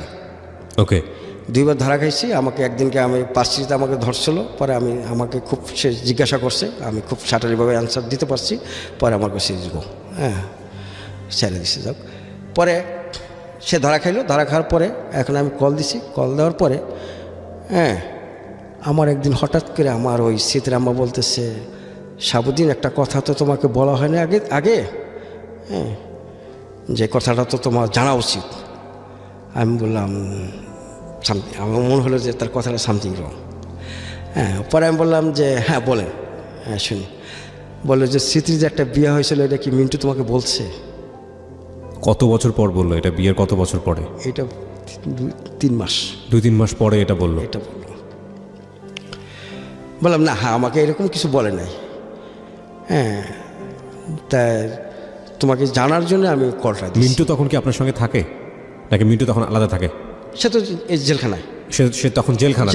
আচ্ছা, জেলখানা সেও বাইরে না। আপনি সিঙ্গাপুরে আপনার মিনিমাম 3 মাসে আপনি জেল খাটতে হয় এই অবৈধভাবে ধরা পড়লে। অবৈধ হলে মিনিমাম যদি আপনাকে যদি আপনার কাগজপত্র না থাকে বুঝছেন, মানে যদি আপনার কাগজপত্র যদি হাতে পায় তাহলে আপনার জেল বেশি হয় আর কি। আর যদি কিছু না পায় নর্মালি 3 মাস জেল দিয়ে আর 3টা বাড়ি দিয়ে আপনাকে ব্যাক করে দেয়। দেশের বাইরে পাঠিয়ে দেয়। বাড়ি 3টা আপনার রোতান এটা বলে, এটা খুব বাড়ি 3টা খুব ডিফিকাল্ট বাড়ি। কীরকম বাড়িটা হলো আপনাকে যখন করে দাঁড় করায়, করে আপনার কথাগুলি শোনার পর মনে হয় যে আপনি সামথিং কিছু লুকাইছে। বা আপনি 3 মাস হন নাই বা 6 মাস ধরে আইসেন, আপনি 3 মাস আইলে তো আপনাকে বাড়ি দিব না। 3 মাসের তো আপনি তো পাসপোর্টে শো করতে পারেন, মিনিমাম 3 মাস থাকলে আপনাকে বাড়ি দিব না। যেহেতু আপনি 3 মাসের বেশি হয়ে গেছেন, যার কারণে আপনি ওরা বুঝতে পারে, তখন করে কি 3 মাসের জেল দেয় আর 3টা বাড়ি দেয়। 3টা বাড়িটার কন্ডিশনটা কী করে, সেটা যেটা আমি জেলের থেকে অনুভব করছি, আমি ছিলাম, আমি 19 দিন ছিলাম। পরে ওই বাড়ির সকালবেলা যেমন আপনার এই কোরবানি গরুর মতন নিয়ে সকালে নিয়ে তাকে গোসল করে, ভালো খাবার দেয়, হ্যাঁ খাবার টাবার দিয়ে তাকে অন্য একটা রুমে নিয়ে যায়। নিয়ে যাওয়ার পরে কি করে আপনি, ওরা করে কি একটা প্লাস্টিকের একটা মানুষ আসে, এই প্লাস্টিকের বাড়ি দেয় আপনাকে শোনার জন্য, আতঙ্ক করার জন্য। এমন 3টা লোক আপনি ওই যারা দেখবেন, আপনি দেখতে ভয় পেয়ে যাবেন। ওই প্লাস্টিকের মানুষটাকে পিটায়, মানে ওই বাড়িটা আপনাকে দেওয়া হবে সেটা দেখানো হয়? হ্যাঁ, না মানে অনুভব করেন, আপনার রুমের থেকে সব রুমের থেকে শুনতেছে সাউন্ডটা। ও আচ্ছা, এটা আপনি দেখতেছেন না কোথায় বাড়িটা দিতেছে, হ্যাঁ বাড়ির আতঙ্ক তৈরি করা আর কি। তাই যাদেরকে বাড়ি দিব মনে করেন, একদিন তো মনে করেন বাড়ি দিব মনে করেন 1 জন না, 20 জন 30 জন এরকম বাড়ি দিব।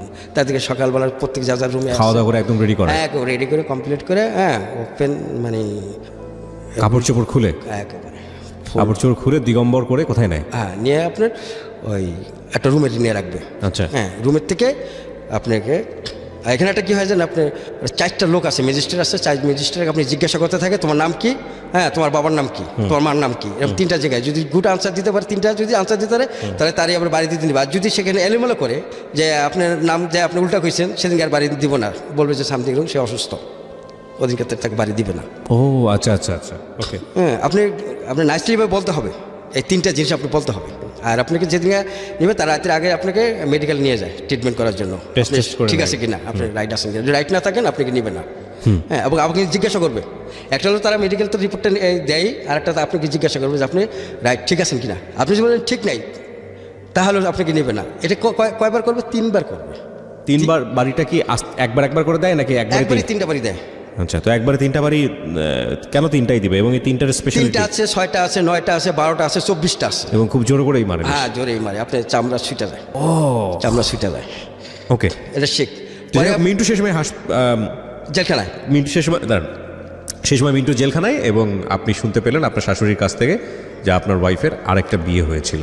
জি। তারপর পরে তা আমি বললাম যে না, আমি তো এটা শুনি নাই, আর যেটা কখনো বলেনও নাই, বা বিয়ের আগেও তো কেউ বলে নাই। ইজ ওকে, যদি বিয়ে হয়ে থাকে হারাবার কিছুই নেই, তার আমারও কিছু হারাবার নাই। যেহেতু বিয়ে হয়ে আপনি এটা মেনে নিলেন সর্বমনে? না, এটা ইজ ওকে। কারণ একটা মেয়ে তো বিয়ে হইলে তো সব কিছু হারাই যায় না। বোঝার কারণে যখন বিয়ে হইলাম কী করবো, আমি সংসারটাকে নষ্ট করে দেবো না, আমি সংসারটা রাখলাম। আমি বলছি ঠিক আছে, এটা নিয়ে আপনি টেনশন করেন না। যদি আপনি বলে যদি না থাকেন ইজ ওকে, আজ এখনও বলে থাকছেন এটা ওকে, থ্যাংক ইউ। এর প্রতি আমার ওই মিন্টু ভাই জেলখানাতে বাইরেবে 15 দিন পরে সে আমার কল দিল, বলো যে শাহাবুদ্দিন আমার টিকিট দাও। টিকিট না দিলে আপনি আবার তার অপেক্ষা করতে হবে টিকিটের জন্য, কারণ ওখানে অনুদান আছে, এনজিও আছে, ওরা অনুদান দেয়, টিকিট দেয় আর কি, যারা গরিব মানুষ, যারা ওভারস্টে থাকে, যারা যাইতে পারেন টিকিট কেটে, তাদের জন্য এটা করে। পরে এসে আমি টিকিট কেটে দিলাম। টিকিট কেটে দেওয়ার পরে চলে যাওয়ার পরে ওনার জন্য কিছু মার্কেটিং করলাম, ওনার জন্য একটা ঘড়ি কিনলাম, স্মৃতির জন্য কিছু কাপড় চোপড় কিনলাম, আমার ওই স্মৃতির আমার জন্য কিছু কাপড় কিনলাম, স্মৃতির দাদির জন্য কিছু কাপড় চোপড় কিনলাম, মানে টুকটাক মোটামুটি একটা লাকেজ কমপ্লিট করলাম। কমপ্লিট করে পরে আমি তাকে ইমিগ্রেশন আর টিকিটটা দিয়ে আসলাম। উনি জাস্ট চলে গেছে। চলে যাওয়ার পরে আর টেলিফোন তাতে পাচ্ছি না। এটা কি মানে আপনার ওখান থেকে বের হওয়ার পর এরকম ঘটনা ঘটেছে, নাকি মিন্টু সাহেব বাসায় পৌঁছানোর পরে? এটা মিন্টু বাসায় পৌঁছানোর পরে, বাড়িতে আসার পরে? হ্যাঁ, সবার যোগাযোগ। আর আমি যে ওই যে এটার যে একটা এইচবি মোবাইল দিয়েছিলাম, সে তখন এইচবি মোবাইল অনেক এক্সপেন্সিভ, আমি সেই মোবাইলটা তাকে দিছি। দেওয়ার পরে এখন কোনো যোগাযোগ নেই। আমি কেন এই দামি জিনিসগুলি দিলাম জানেন? সে আমার স্ত্রী, আমার একটা অংশ, এই কারণে আমি কখনো কোনো জিনিস দামি জিনিস ব্যবহার করতাম, আমি আমার ওকে দিতাম। যাক, সে তো আমার স্ত্রী, আতস তার কেউ না। পরে দিলাম মতো, এরপর আর যোগাযোগ পাইতেছি না, টেলিফোন করতেছি। আমি আমার বোনের কল দিলাম, রুনের কল দিলাম, রুনু দেখতো যে স্মৃতির নাম্বার বন্ধ পাচ্ছি, আর আমার নাম্বার বন্ধ পাচ্ছি। এখানে আরেকটা জিনিস হলো কি, যে মা আর ওই স্মৃতি আর তার দাদি থাকে এক জায়গায়, আর মা থাকে আর এক জায়গায়। আচ্ছা, দুজনে দুই জায়গায় থাকে। একজন থাকে হলো আপনার চৌধুরীপাড়া বলছেন, আর একজন থাকে হলো আপনার রামপুরা। পরে এখন নাম্বার পাই না, পরে ও চেষ্টা করলো, যোগাযোগ করলো। পরে আমি বললাম একটা কাজ কর, তুই একটু যা তো বাসায়। পরে বাসায় গেল, বাসায় যাই দেখি যে স্মৃতি শুয়ে আছে। সে বলতেছে আমি অসুস্থ হয়েছি, মোবাইল বন্ধ রাখছি এসে। পরে আসলে মোবাইল বন্ধ নেই, ঠিক আছে, সে সিমটা চেঞ্জ করছে আর কি। পরে আমি বলছি তোমার আম্মুর মোবাইল তো বন্ধ। আমি তো জানি না, কত চলো তোমার আম্মুর কাছে। যাও বাবা, আমি ডাকবো তোমাকে, 1 ঘন্টা পরে ডাকবো। এসো। এই সময় তোমাকে রাখা যাবে না এখানে। তোমাকে আমি ডেকে যখন তোমার পার্টটা আসবে, যখন তুমি কথা বলবো তখন তোমাকে ডাকবো। তাই না? না, তোমার এখন থাকলে আমাদের ডিস্টার্ব হয় বাবা। না না, কিন্তু গল্পের মাঝখানে তোমাকে রাখাই যাবে না।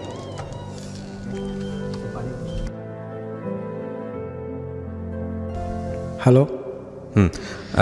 এডিট পার্ট সুনন্দদা, এই হঠাৎ করে ওর ছেলেটা ঢুকে পড়েছিল, এইটুকু রাখেন, এটুকু আমরা খুব ন্যাচারালি যাবে জিনিসটা, রেখে দিব, আমরা এটা নিয়ে পরে কথা বলবো। ওকে, আপনার ছেলের নাম কি? আবিদ হোসেন সাহেব। ওর বয়স কত? এই মেয়েতে আপনার 10 ইয়ার্স। 10 ইয়ার্স হবে। ওকে, আমরা প্রয়োজনে ওকে, হঠাৎ করে স্টুডিওতে ঢুকে পড়েছিল, আমরা চাচ্ছি না যে এই পার্টটাতে ও থাকুক, প্রয়োজনে আমরা ওকে গল্পে নিয়ে আসবো। ঠিক আছে, তো আপনি যেটা বলছিলেন যে ওনাকে ওনার মায়ের কাছে নিয়ে যেতে চাচ্ছিল, সেখানেও সে যেতে রাজি হচ্ছিল না। জি, ওখানে তো আমার বোন বললো যে তো চলো তোমার আম্মুর বাসায় যাই, তো সে রাজি হলো না। পরে ওই আমার বোন এই আর আমার ভাগ্নি দুজনেই গেল ওই স্মৃতির আম্মুর বাসায়। যায় দেখি তারা তাদের বাসায় যায় পায়নি, তালা মারা। পরে স্মৃতির কল দিল, ওই যে নাম্বারটা সিম চেঞ্জ করছিল ওই নাম্বারটা নিয়ে নিল, নিয়ে পরে ওই নাম্বারে কল দিল, বললো যে আম্মু কই গেছে, যে আমরা তো বলতে পারি না। তো যাক, ওই অবস্থায় সে বাড়িতে চলে আসলো। চলে আসে পরে আমার একটা টেন্ট বাসায় লাইন ছিল আর কি, ঠিক আছে। ওটা আমার কল দিল, কল দেওয়ার পরে বললো যে ভাই তো স্মৃতির পাইলাম, স্মৃতি বলতেছে অসুস্থ, আর এই সিম চেঞ্জ করছে, এই যে এটা নাম্বারটা দিল, আর তার মার বাসায় গেল, সেই নাম্বারটা সে পায় নাই।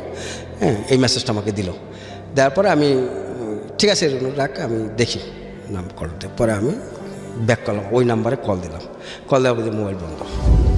Very interesting. এইখানে আমার কাছে 2-3টা থট গ্রো করছে আমার চিন্তায়। একটা হচ্ছে যেটা যে যদি এটা একটা ট্র্যাপ হয়ে থাকে যে বিদেশি একটা ছেলেকে বিয়ে করে তার কাছ থেকে অর্থ সম্পদ হাতিয়ে নিয়ে সম্পর্কটাকে অফ করে দেয়া, নাকি অন্য কোনো কিছু, যদি এটাই হয়ে থাকে তাহলে দেখুন মা আবার চেঁচে গিয়ে মেয়ের কথা বলছে যে তার আগে একটা বিয়ে হয়েছিল, মানে সম্পর্কের মধ্যে একটা ছেদ চাচ্ছে কিনা, সেটা তো সে আগেই করতে পারতো, কেন সেটা বিয়ের পরে করছে, সেটা একটা ব্যাপার। আবার সেখানে যখন হচ্ছে না তখন আবার ফোন বন্ধ রাখছে, মানে সামথিং ইজ ভেরি রং। মানে এখানে একটা কেন একটা বিগ কোয়েশ্চেন মার্ক নিয়ে আছে। তবে সেই কেনের উত্তরটা আমরা খুঁজবো ঠিক রাত 12টায় ফিরে এসে। আপনারা শুনছেন জীবন গল্প। 40 বছরের সোহান আজকে তার নিজের জীবন গল্প নিয়ে এখানে আছে, সঙ্গে তার ছেলেও আছে।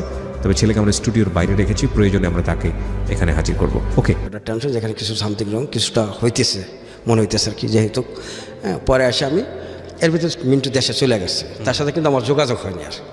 পরে হঠাৎ করে একদিনকে আমি 2-3 দিন পরে প্রায় একটু ট্রাই করি, প্রতিদিন ট্রাই করি, কিন্তু 2-3 দিন পরে এই মোবাইলটা অন রাখছে পরে আমি কল করলাম। আমি বললাম যে কী ব্যাপার, তোমার মোবাইল সিম চেঞ্জ করছো কেন? কয় না ওই সিমটা হারিয়ে গেছে, তো মোবাইল হারিয়ে গেছিলো এই কারণে। আমি কি মোবাইল হারিয়ে গেছে, মোবাইল কি তোমার কাছে নাই? কয় না আমার কাছে নাই। মোবাইল কীভাবে হারাইলো? তুই মোবাইল কিনছো? কয় না আমি ছোটো ভাইটা ইউজ করতেছি। পরপরই আমি যখন আমার বোনের সাথে কথা হলো তখন আমি জানলাম যে মোবাইলটা সে আছে। যাই হোক, ওই মোবাইলটা সে নাই, বলো যে ব্যাপার। আমি কি তাহলে তুমি মোবাইল এতদিন বন্ধ রাখছো, সিম চেঞ্জ করছো আমাকে, সিম চেঞ্জ করে আমার তুমি দিলাও না, কোনো যোগাযোগ রাখছো না। আম্মুর মোবাইলে কল দিয়ে সে মোবাইল বন্ধ, কী হয়েছে বলো তো একটু বিষয়? না কিছুই হয় নাই। না কিছু তো হয়েছে, না হলে তুমি মোবাইল কেন সিম চেঞ্জ করবা? আম্মু কেন তোমার সম্পর্কে এই কথাটা বললো? কয় না এটা তো তাদের ভুল মনে ছিল না, ওই সময় তারা বলতে পারে নাই। আমি এটা কোনো একটা কথা হলো যে বলতে পারে নাই? এটা তো একটা কথা না। আচ্ছা ওইটা তুমি বাদ দাও, ওইটা নিয়ে তো আমি মোটেই টেনশন না। তুমি যে মোবাইল ধরতেছো না এটা বলো, কী কারণে ধরতেছো না? আমার বাসাতেই কোনো তোমাকে খারাপ কিছু বলছে? আমার বাসাতে কোনো খারাপ বিহেভ করছে কিনা আমার একটু বলো প্লিজ। যদি বলে থাকো আমি এখন এটা দেখতেছি বা কোনো কিছু হয়েছে কিনা বলো। আমার বোনে কিছু বলছে, আমার আম্মু কিছু বলছে, না কিচ্ছু বলেনি। তো না বলে তুমি মোবাইল সিম আমাকে না জিজ্ঞাসা চেঞ্জ করছো, আচ্ছা চেঞ্জ করছো, তোমার মোবাইল হয়ে গেছে, মোবাইল নাম্বার দিলে তো পারে, হ্যাঁ পারে রাইট। হ্যাঁ, সে কথার ভিতরে তার ভিতরে কেমন একটা মানে জড়বল পাওয়া গেছে, হ্যাঁ জড়তা পাওয়া যায়। পরে এসে আমি করলাম যে আচ্ছা ঠিক আছে তুমি রাখো, আমি তোমার পরবর্তী কল দেবো মানে আসে দিও।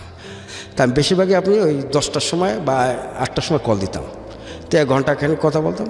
পরে মোবাইল ওদিন ঠিকই তার খোলা ছিল, 12টার সময় কল দিছি বাংলাদেশ টাইম, মোবাইল ধরছে।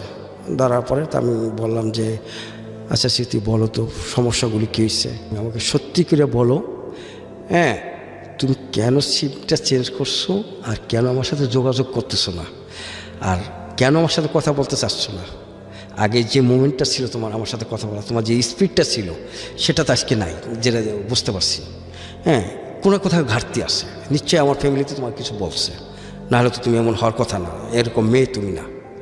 জাস্ট এই কথাগুলি বলার পরে আমি রেখে দিলাম।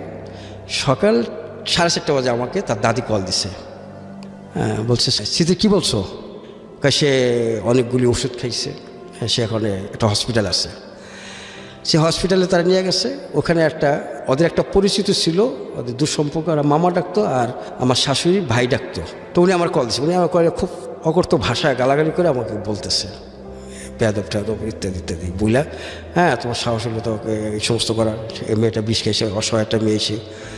তাই আমি বললাম যে আমি তাকে কিছুই বলিনি, যদি আপনারা ভয়েস রেকর্ডটা চেক করতে পারেন, হ্যাঁ আর যদি আপনি সিঙ্গাপুর থেকে ভয়েস রেকর্ডটা সাধারণত হ্যাঁ পুলিশ রিপোর্ট ছাড়া দেয় না তারা, তারপর আমি চেষ্টা করব।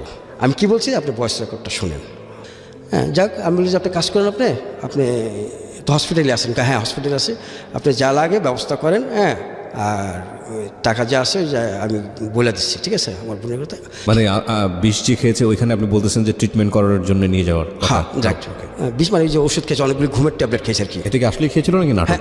হ্যাঁ খেয়েছিল, খেয়েছিল, হ্যাঁ ওকে অনেকগুলি। তো আমি পরে জানতে পারলাম সে প্রায়গুলি খেয়ে থাকে। ওকে যাই হোক, খেয়েছিল। তারপরে হ্যাঁ পরে উনি টাকা নিয়ে গেছে, টাকা নিয়ে যাওয়ার পরে তখন ট্রিটমেন্ট সব কমপ্লিট হলো। কমপ্লিট হওয়ার পরে আমি কল দিলাম বললো যে আমি স্মৃতি আপনি বাসায় পাঠাই দেন, না সে বাসায় যাবে না। আমি বললাম যে মামা কোথায়, হ্যাঁ মামা নাই। হ্যাঁ আমি কি সত্যি কি মামা নাই, হ্যাঁ নাই। আমি কিন্তু ঠিক আছে, তা আপনি কী করতেছেন, আমার মেয়ে ওই বাসায় যাবে না, তুমি আসো তারপর দেখা যাবে। আমি কিন্তু গুড, ঠিক আছে। আবার 3-4 দিন পর আমার কল দিছে, কল দিয়ে বলে যে টাকা পাঠাও আর চিকিৎসার জন্য। কত টাকা দিতে হবে, হ্যাঁ কত লাগবে, জানি না, তুমি পাঠাও, কত পাঠাবো, হ্যাঁ আচ্ছা ঠিক আছে। পরে আমি রুনুর কল দেখলাম যে রুনু, আমি বললাম যে আমি সোমবারে টাকা পাঠাইতেছি, হ্যাঁ তুই যা পারো যাতে কারতো পারস নিয়ে 1010 টাকা নিয়ে দে। পরে 1010 টাকা নিয়ে আবার দিছে। দেওয়ার পরে তারা এখন এই যে দুইজনে দুইটা বাসা হুট করে ছেড়ে দিছে। ছাইরা দেয় তো আর তাদের পাওয়া যায় না, অনেক খোঁজ খবর নাই। আইদিতে কল দিই, মোবাইল সবই বন্ধ, ক্লোজ, মোবাইল বন্ধ। শাহিনের মোবাইল ছিল আপনার ইসের, তো ওই নাম্বারটা আমার কাছে ছিল। আমি বললাম যে তারা মোবাইল টোল বন্ধ, আপনি খুব আমার সাথে খারাপ ব্যবহার করলেন, খারাপ আচরণ করলেন, এখন তো আমি করতে পারি আপনার সাথে খারাপ আচরণ করলাম, দুজনে দুইটা বাসায় ছেড়ে দিল, কেন ছেড়ে দিল? আমি বললাম যে আপনি কোথাও যান না, আপনি থাকেন, হ্যাঁ আমি যে পুলিশ পাঠাইতেছি, আমার বোন যাচ্ছে, আপনি যান না। তো উনি এই কথা পরে উনি আর এই যে তার মানে ওইগুলি খুলে বুঝছেন, ওই বাসা সে ওই অবস্থায় রেখেই তার কাপড় চুপড় যা ইত্যাদি রেখে সে চলে গেছে। চলে যাওয়ার পরে আমার বোন গেছিলো, আমার ওই যে বললাম যে চেয়ারম্যান কাকা সে গেছিলো, আমার এই উত্তরপাড়া ওই একজন লোক ছিল ওই যে মহসিন ভাই, ঠিক আছে আমার ক্লোজ সিনিয়র আর কি, সে গেছে। যাওয়ার পরে দেখি যে শাহিনেরই বাসায় কিচ্ছু নেই, তালা মারা। পরে এসে গেছে, পরে যাওয়ার পরে ওখান থেকে থানার থেকে দুজন কাকায় পুলিশ নিয়ে পরে গেল, যায় ওইটা ভাঙার পরে ওই শাহিনের কিছু ডকুমেন্ট কাগজ কোথায় কী আছে কিনা এটা খোঁজ নিল যে কিচ্ছু নেই। পরে যাক এটা হলো না। পরে আমি তো ট্রাই করতেছি, কে জানি তারা আমার কাকারে কল দিয়ে বললো যে শাহিনে অমুক জায়গায় আসছে। পরে আসছে পরে দূরে গেল, যায় দেখলো যে নাই, সে নাই। যাওয়ার মানে সবাই পলাতক? হ্যাঁ সবাই পলাতক, আর সে পাওয়া গেল না। যাওয়ার পরে শেষ পর্যন্ত কী করলো, তারা বাসা দুজন জিজ্ঞেস চেঞ্জ করার পরে ঠিক এই ফোন দুটা আবার ওপেন হয়েছে। কতদিন পরে? এটা প্রায় 1 বছর পরে। 1 বছর পরে? হ্যাঁ। তারপরে আপনি কত টাকা পয়সা খরচ করেছেন আপনার এই ওয়াইফের পিছনে? এখানে আপনি প্রায় নিয়ার আপনার 6 লাখ টাকা। 6 লাখ টাকার মতো আপনি জিনিসপত্র তাকে দিয়েছিলেন? জি, আমি 6 লাখ টাকা তাকে দিয়েছি। আমি জীবনে পঙ্গু হয়ে গেছি এই জায়গাটা একটা। তো খুঁজলো আপনি তো 1 বছর পরে আপনার ফোন ওপেন হলো, তারপর? হ্যাঁ, পরে যখন ফোন ওপেনের মতন পরে এসে আমি বললাম যে আপনারা এই এতদিন কী ব্যাপার বাসা বসে ছাইরা চলে আসলেন, যে ওখানে মানুষ ঝামেলা করতেছিল। কিসের মানুষ ঝামেলা করতেছিল? হ্যাঁ, যা বললো যে বাড়িওয়ালা এসে ঝামেলা করতেছিল। আমি তার কথা জড়তা খুঁজে পাই না, পাওয়ার পরে আমি বললাম যে ঠিক আছে, আপনার যেহেতু সংসার। তো ঝামেলা করতে তো 1 বছর ফোন কেন বন্ধ থাকবে? হ্যাঁ, সেটাই। আর ফোন বন্ধ থাকলে তো আপনাকে জানাই করতে পারে। জি, এটা কোনো বিষয় নেই, আর কোনো বললাম লজিক যে- নাই, হ্যাঁ। হ্যাঁ, আমি বললাম যে আপনার যে শাহিন উনি কোথায় আছে? হ্যাঁ, কারণ ওনার সাথে আমার যোগাযোগ নাই। আমি কেন থাকবেন? আপনি সব সময় আমার বোনের যতবার বাসায় গেছে আপনাকে ওই বাসা দেখছি, আপনাকে আমার মা গেছে যতবার দেখছে, জিজ্ঞাসা করছি যে কে, আপনি বলছেন ভাই। হ্যাঁ, কী কারণে সে দিনের পর দিন আপনার বাসায় ছিল, হ্যাঁ সেটা আমার ফ্যামিলির কাছে আমি ভালোভাবে জানি। এখন কী কারণ ছিল সেটা আপনি ভালো করে জানেন। এখন আপনি বলেন শাহিনের নাম্বারটা দেন। পরে উনি শাহিনের নাম্বারটা দিল, ওই কাকার কাছে শাহিনের নাম্বারটা দিল। দেওয়ার পরে কাকা করলো কি, কিছু লোকজন নিয়ে পরে তার বাসায় গেল। বলছে ঠিক আছে, আপনার যেহেতু এখানে একটা সমস্যা তৈরি হয়েছে, যে এটা আপনাদের মনে হয় একটা খারাপ উদ্দেশ্য ছিল, হ্যাঁ এই কারণে আপনি আমার ভাইস্তার টাকা পয়সা নষ্ট করছেন, এটা উদ্দেশ্য আমরা বুঝে ফেলাইছি। আপনি বসেন, বসে এটা একটা সেটেল করে ফেলাই আমরা, আপনাদের কিচ্ছু করতে হবে না। এটা কে বলছে? আমার কাকা বললো। আচ্ছা, হ্যাঁ, কিছু করতে হবে না। কথা ঠিক আছে, তো আপনি আমার একটু সময় দেন, আমার তো 2-1 লোক বলতে হয়। আমি বলছে ঠিক আছে, আপনি বলেন। হ্যাঁ, আপনি যত লোক মনে চায় বলতে, কাকে কাকে বলতে মন চায় আপনি বলেন, কোনো সমস্যা নাই। আর আমি আপনার বাসায় আসবো, এটা বিচারটা আপনার বাসায় হবে, নো প্রবলেম। এটা কিন্তু আপনি টেনশন করেন না যে আমার ওখানে যেতে ওখানে যেতে। সে একটা টাইম নিল, 7 দিনের টাইম নিল। 7 দিন পরে, হ্যাঁ এখন এই 7 দিন কিন্তু আপনার মোবাইল ঠিকই অন ছিল, কাকার সাথে যোগাযোগ হয়েছে যে আসছি। ঠিক 7 দিন পরে মোবাইল বন্ধ। বন্ধ। তারপর কাকার নিয়ে আমার বুনে গেল, আর আমার ওই যে মহসিন ভাই গেল, 3 জনে গেল গাড়িটা নিয়ে, যায় দেখে কি তালা আমার মাইরা ছিল গেছে গে, আর নাই। এই বাড়ি ছেড়ে চলে গেছে? এই বাড়ি চলে গেছে গে, বাস শেষ। এই পর্যন্ত আর কি বলবো, এখানে তো আর কিচ্ছু করে নাই। সেখানে আমি আর বললাম, আপনি বুঝতেই পারলেন যে আপনাকে ঠকানো হয়েছে। এই যে মানে এদের কাজই ছিল হচ্ছে এরকম বিদেশ পার্টিগুলোকে এটা ধরা। তার মার পূর্বে 4টা বিয়ে হয়েছে। তার ওই যে স্মৃতির বাবাকে সে মারছে গলা টিপে, সে মাস্টার ছিল স্মৃতির বাবা। হ্যাঁ, তো একজন পুরুষ নিয়ে গলা টিপে দিয়ে মাইরা ফেলাইছে। হ্যাঁ, এগুলো আপনি পরে যাচ্ছে? হ্যাঁ, পরে জানছি। কিভাবে জানলেন? এটা স্মৃতি আমার বলছে। স্মৃতি আমার বলছে যে আমার ওরা মা কোথায় আছে এখন? এত জঘন্য কাজ করছে, জানি না কোথায় আছে। যদি তারা শুনে থাকে, হ্যাঁ জানি না, যদি শুনে থাকে তাদেরকে আমি। তো এই ব্ল্যাকমেলটা তো বেসিক্যালি আপনার এই মিন্টুর কারণে আপনি হলেন, যে মিন্টু আপনার কাছে ছিল। হ্যাঁ, মিন্টুর কারণে। সে মিন্টু কোথায় আছে? মিন্টু নাই, উদাহরণ নাই, কোথাও নাই, এখনও পাই না। এখনও ঢাকার শহর কখনো দেখি নেই তাদেরকে। বুঝতেই পাচ্ছেন। এবং এরকম ঘটনা বিদেশ বিভুঁয়ে যারা থাকেন, বিয়ে করার আগে নিশ্চিতভাবে জেনেই শেকড়ের খোঁজ নিয়েই তারপরে করেন। বোকামো মানুষ এর চেয়েও অনেক বড় বড় বোকামো করে, এগুলো কিছুই না। এবং সিক্রেটস ও জীবন গল্পে যেসব ঘটনা আসবে ভবিষ্যতে, সেগুলো আপনি শুনলে, ইভেন গত বেশ কয়েকটা ঘটনা শুনে বুঝতেই পেরেছেন যে বোকামোর লেভেলটা কী হতে পারে। আপনি বোকামো না করেন, সেটাই হচ্ছে মূল কথা। জি, তারপর আর আপনি তখন ফ্যামিলিকে বললেন না যে তোমরা যে আমাকে বলছিলে যে মেয়েটাকে বিয়ে করার জন্য, কেন বললাম? হ্যাঁ, সেটাই। হ্যাঁ, যে আমি বললাম যে দেখ, তোদের বোকামির কারণে দেখ কী হয়ে গেল। আমি কিন্তু এটা আগে চিন্তা করছিলাম যে এই ধরনের ঘটনা যদি থাকে, এরকম হয়, হ্যাঁ এখন দেখ কি তাহলে তারা খুব কষ্ট পেয়েছে। আমার এই কথাটা তারা কষ্ট পেল। তখন চিন্তা করলাম, ছোটো ভাই বোনেরা মানুষ, আমার বাবা মানুষ করতে পারে না, আমি ওদেরকে মানুষ করছি। এখন আমি যে এখান থেকে যে কথাটা বলি তারা কষ্ট পাবে। আচ্ছা, আমি বললাম যে এটা পিছনে যেটাকে আসছে কে, এটা জাস্ট ফরগেট। এটা নিয়ে কখনোই তুই চিন্তা করিস না যে আমার ভাইকে কেউ ঠকাইছে বা কি জিতাইলো, এটা নিয়ে টেনশন করিস। তার মানে যেই ভদ্রমহিলাকে আপনি বিয়ে করেছিলেন তার সঙ্গে আপনার দেখাই হয়নি কখনো? না, কখনোই দেখা হয়নি, কখনোই দেখা হয়নি। এমনকি তাকে পাসপোর্ট করার জন্য ব্যবস্থা করছিলাম, সে থেকে সিঙ্গাপুর নেওয়ার জন্য। হ্যাঁ, ঠিক আছে, আমি ভেরি লাকি যে আমি সেটা যে হয়নি, ওকে লাকি। ওকে। হ্যাঁ, পরে এসে আমি এটাকে আমার মাথা থেকে ছুটে এলাম। এখন আমি সিঙ্গাপুরে জব করতেছি, করার পরতে পরে এক পর্যায়ে আমার ফ্যামিলি, হ্যাঁ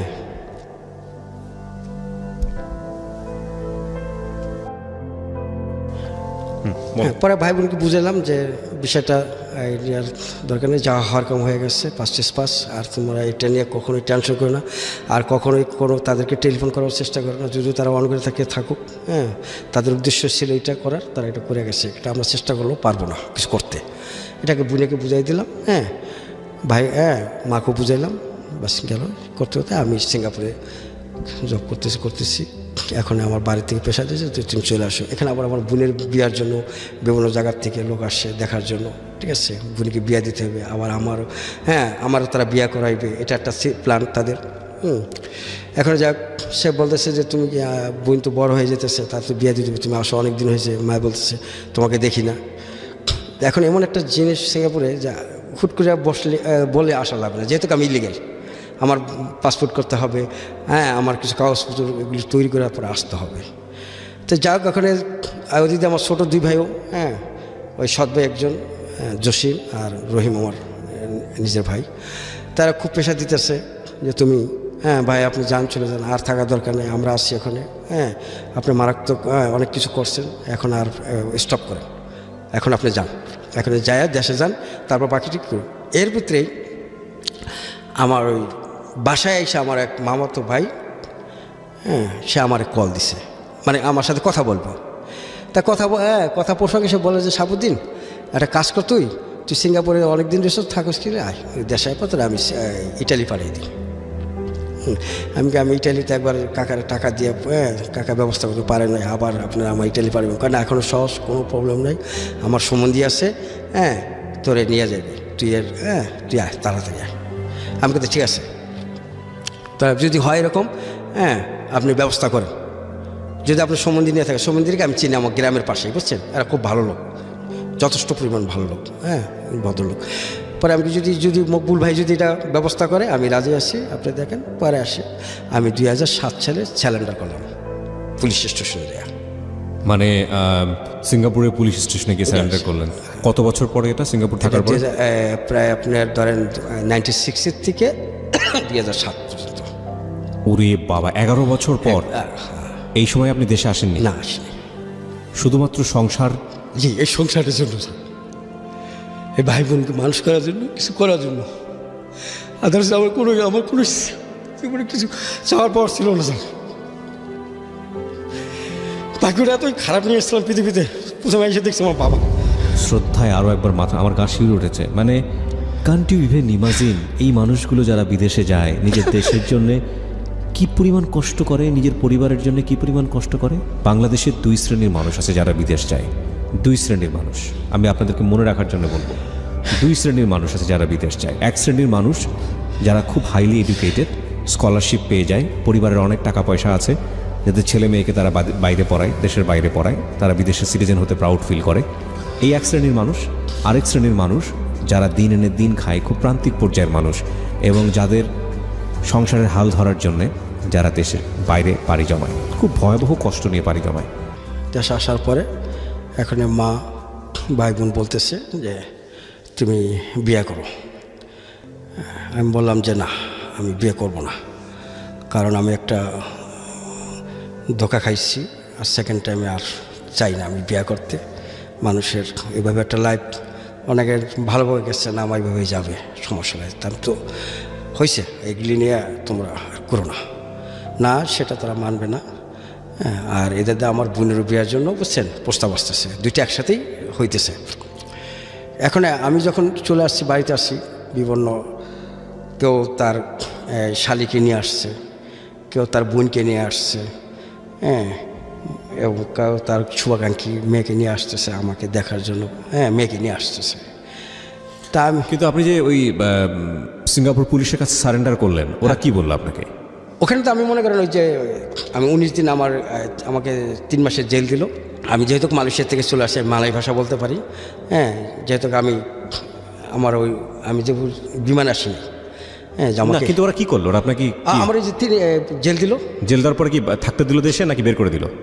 আমাকে এই যে পরে আমার ছোটো ভাই টিকিট দিল, পরে আমি চলে আসলাম। মানে আপনি সিঙ্গাপুর থেকে একবারই চলে আসছেন? হ্যাঁ, একবারই চলে আসছি, আর আমি এখানে থাকলাম না। আচ্ছা, ঠিক আছে, যেহেতু আমি স্যালেন্ডার করছি। ওকে, ঠিক আছে। হ্যাঁ, ওখানে আমার লাইফ ব্যান করে দিছে যে আমি কখনোই সিঙ্গাপুর ইন করতে পারবো না, আর জীবনে কখনোই পারবেন না, পারবো না, এবং বৈধভাবে আর কখনো পারবেন না, না? বৈধ কোনোভাবে না। যদি আপনি যাইতে হয় তাহলে আমাকে ইমিগ্রেশন আগে নিতে হবে, লেটার দিতে হবে। আচ্ছা, ঠিক আছে। যদি তারা অনুমতি দেয় তাহলে আমাকে করতে হবে। তো আমার 3 মাসের জেল দিল, তো আমার আচরণ দেখে তারা আমাকে 19 দিন রাখলো আর কি। হ্যাঁ, বলে যে ভাইয়া তুমি চলে যেতে পারো, দেখো। পরে এসে আমি চলে আসলাম, আসার পরে এভাবে মেয়েরা আসতেছে। পরে আমি দেশে গেলাম মেয়ে দেখতে, বিভিন্ন জায়গায় দেখতেছি মেয়ে। এর মধ্যে আমার ওই যে আমি যে বাড়িতে ভাড়া থাকি, ঠিক আছে, আর তার পাশে তাজ আকবর নামে আর কি ওই কাকা, আমরা কাকা বলে ডাকি আর কি। তো আমার বোনের সাথে দেখা, তা বলতেছে যে তোমরা তো তোমার ভাইজনের তো কত মেয়ে দেখতেছো, তা আমার কাছে একটা মেয়ে আছে, কি তোমরা দেখবা? একটা প্রবলেম যখন আমার ভিতরে হয়ে পড়ছে, হ্যাঁ আমি সেকেন্ড প্রবলেমের মধ্যে যাইতেছি না। আমি বলছি একটা মেয়ে চাই, যদি সে চায় কিছু দিতে চায়, আমি সেখানে বিয়ে করব না, কোনো জিনিস আমাকে যাতে না দেয়। পরে এসে সে বলছে হ্যাঁ বাবা আমি এটাই একটা মেয়ে দিতে পারবো। পরে আমি বললাম যে মেয়ে কি করে?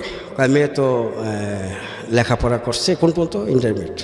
কাকা আমাকে মাফ করতে পারেন, আপনি তো জানেন আমার সার্টিফিকেট নাই, তা আপনি ইন্টারমিডিয়েট একটা মেয়ে আমার গলায় ঝুলাই দিবেন, এটা পসিবল? আপনি লেখাপড়াতে কী করবেন? আপনি লেখাপড়া করে যেটা মানুষ না করছে, আপনি তার চেয়ে অনেক অনেক অনেক গুণ বেশি করছেন, যেটা লেখাপড়া মানুষ করে না। তা তুমি কি আপনার বাড়িতে ঘর বাড়ি কিছু করেছেন, ঘর বাড়ি তুলেছেন কিছু? না সেটাও করেননি আপনি? না না, এটা করি নাই। ভাই বোনদের মানুষ করেছেন? জি ওকে। হ্যাঁ করি নাই। এখানে একটা এই বলে যাই মাঝখানে আরেকটা জিনিস হয়েছে কি, সেটা হলো এই জিনিসটা আমি ভুলে গেছি। আমি সিঙ্গাপুর থাকতে আমি 25,000 টাকা করে প্রতি মাসে ওই যে মালয়েশিয়া যে ছিল আমার এই যে আলী আঙ্কেল, বুঝছেন, তার অ্যাকাউন্টে আমি জমা রাখছিলাম, সেখানে নিয়ে দেয়। এটা তো বিগ একটা কথাই। হ্যাঁ বলেন কত? সেটা হলো আপনার 21 লাখের থেকে আপনি যদি কয়েক মাস ধরে দিয়ে নিই, তাহলে আপনি মনে করেন 18 লাখ সামথিং। 18 লাখ টাকা আপনার ওই সময় জমা ছিল হ্যাঁ অ্যাকাউন্টে? ছিল। তো আমি ওই মনের ফুর্তিতেই আসছি যে ওখানে যে একটা কিছু করবো। হ্যাঁ ওই দিক দিয়ে আবার আমার বোনেরও বলছিলাম যে তুই একটা জায়গা দেখ, হ্যাঁ যদি পারি ওই জায়গাটা রাখবো। তো ওটা জায়গা দেখার জন্য চেষ্টা করছিল। সেটা কি হলো, আমি সিঙ্গাপুর যখন আসলাম, আমি তখন মোবাইলটা কল দিলাম, মোবাইলটা ঠিকই ধরছে এই আন্টি আলী আঙ্কেল, খুব একটা ভালো লোক। আমি ওনার বাসায় গেলাম, উনি যাই দেখি যে তারা 3 সদস্য অ্যাক্সিডেন্টে মারা গেছে, তার মেয়ে জামাই আর আলী আঙ্কেল। সে টাকা আমি আমি খুব ওখানে আমি পড়ে গেছি এই অবস্থা, যে আমার যা ছিল, যে আমি ভাই বোন কাউকে বলি নেই, এই প্রথম আজ বললাম। ওখানে আপনার 18 লক্ষ টাকা মার চলে গেল? হ্যাঁ এইটা একেবারে ক্যাশ টাকা ছিল, যেটা যাই আমি দেশে কিছু করব, যে বোনটা বিয়ে দেবো, নিজে বিয়ে বিয়ে করবো, কিছু একটা করবো। মাই গুডনেস, কপাল কতটা খারাপ হতে পারে। আপনি আরেকটা জিনিস, 2 মাস 3 মাস ইলিগেল লোক চাকরি করতে পারে না। আর আমি 11টা বছর চাকরি করে এসেছি কোম্পানিতে, আমার বসে এত ভালো জানতো। চলে আসার পরে আমি চুপ করে বসেছি, আমি কারোর সাথে শেয়ার করতে পারতেছি না এই বিষয়টা। আমি ভাই বোনের সাথে শেয়ার করলে যে ভাই বোনগুলো আমাদের আপনি বিশ্বাস করেন না কেন, সেটা চুপ করে রইলাম। যাক, এখন সে আমারে ওই মেয়ে দিবেই, তার আম্মা আসছে, সে আম্মা আমার বলতেছে, আমার বিষয়গুলি জানতেছে। আমি বললাম যে দেখেন, একটা মেয়ে 3টা জিনিস চায়, একটা হলো সুদর্শন একটা পুরুষ, যদি সেটা না থাকে তাহলে শিক্ষা, শিক্ষিত শিক্ষা, আর সেটাও যদি না থাকে সেটা তো অর্থ। 3টা একটা জিনিসও আমার নাই। সেই ক্ষেত্রে আপনি এই মেয়েটা আমার কাছে দিয়ে আপনি কি করবেন? আপনি হয়তো বলেন না, কিন্তু কাকা বলতেছে। তো পরে আসে তারা দিবে যে না তুমি ভালো ছেলে, লেখাপড়া দেখি, লেখাপড়ার মতন যদি মানসিকতা তোমার ভিতরে আসে, যদি থাকে, তাহলে আমার সমস্যা নাকি, এই ওকে। আমি বললাম ঠিক আছে, তা আমি আপনার মেয়ের সাথে কথা বলবো। পরে আমি বললাম তোমার নাম কি? তা বলো যে রিমি। আমার নাম শোন। আমার সাথে যে তোমাকে বিয়ে দিতে চাইতেছে, এটা কি তুমি জানো? হ্যাঁ। কেন চাচ্ছে? আমার কি আছে না আছে তুমি কি জানো? হ্যাঁ জানি। কি নাই? তো বলে যে আপনার সার্টিফিকেট নাই। জীবনে মানুষের লাইফ কিন্তু একবার ভুল যদি করে ফেলায়, সে ভুল আর সংশোধন জীবনে হবে না। তোমার মতো একটা শিক্ষিত মেয়ে, তো আমার গভীরভাবে চিন্তা করো। আমাকে যদি তোমার গ্রহণ করার আগে তুমি অনেকগুলি চিন্তা করো। 3 মাসের পর তারা ফাইনাল বললো, হ্যাঁ ফাইনাল জুলাইতে তার কনফার্ম হয়ে গেল। ঠিক আছে, কনফার্ম হওয়ার পরে না আমার আগস্টে 22 তারিখে বিয়ে হলো। ওনার সাথে আমি বললাম তুমি আসবে, আমার তো কোনো ফার্নিচার আমি কিছু কিনি নাই, কারণ আমার উদ্দেশ্য ছিল আমার বউ যেটা পছন্দ করবে সেভাবে আমি এগুলি তৈরি করব। এখন তুমি আমাকে বলো তোমার কী ডিজাইনের খাট দরকার, কী যেন তোমার তিলাম দরকার, কী ধরনের তোমার আলমারি দরকার, কী ধরনের তোমার ড্রেসিং টেবিল দরকার, তুমি আমাকে বিস্তারিত বলো। আর যদি তুমি আসতে পারো, সমস্যা নেই। তা বললে আমার আশা লাগবে না, আপনি পছন্দ করে আপনি করেন, আমার পক্ষে তো কোনো সমস্যা নেই। বাইশে খুব যে ঝাঁকানাকা করে বিয়ে করলাম। সে আমার বললো যে তোমাকে আমি কিসে করে বিয়ে করবো, গাড়ি না ঘোড়ার গাড়ি? বলো, তুমি সংকোচ করো না। সে বললো যে আমি ঘোড়ার গাড়ি, ওকে আমি ঘোড়ার গাড়ি। আমি যে তাড়াতাড়ি আমার বোনের জামার সাথে যে ঘোড়ার গাড়ি ঠিক করলাম। হ্যাঁ, শাহবাগ যে আমি ফুলের অর্ডার দিলাম, সে আমাদের বিয়ে হয়ে গেলো। আমি আমাদের সংসার জাস্ট ভালো চলতেছে। 2008 সালে আমার দুজনের সময় আমার বাচ্চা ডেলিভারি। সেখানে আমার একটা বড় কষ্ট। ও তখন আপনি যান যেতে পারেননি?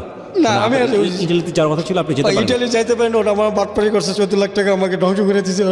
তো কি হয়েছে আপনার? ওই টাকাটা কি করছেন? আমি প্রথম 4 লাখ টাকা দিয়েছিলাম ইটালি জমা দেওয়ার জন্য, বিয়ের আগে আর কি। আচ্ছা, তো বিয়ের আগের 4 লাখ টাকা জমা দেওয়ার পরে তখন তো আমি বিয়ে করলাম। হ্যাঁ, বিয়ে করার পরে আর ওরা খালি শুধু ঘুরাইতেছে। এর ভিতরে আমার বিয়ে হয়ে গেল।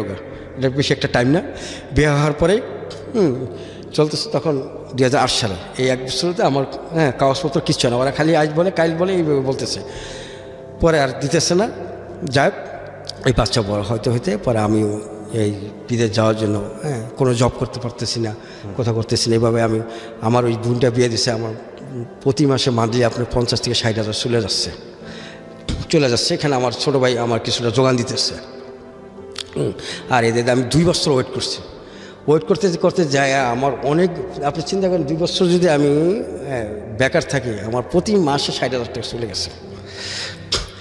পরে এসে আমি এখনও তো প্রায় তো হয় না। পরে এসে আমার এক মহল্লায় দুঃসম্পর্কে মামা বলে যে তুমি লিবিয়া যাবা,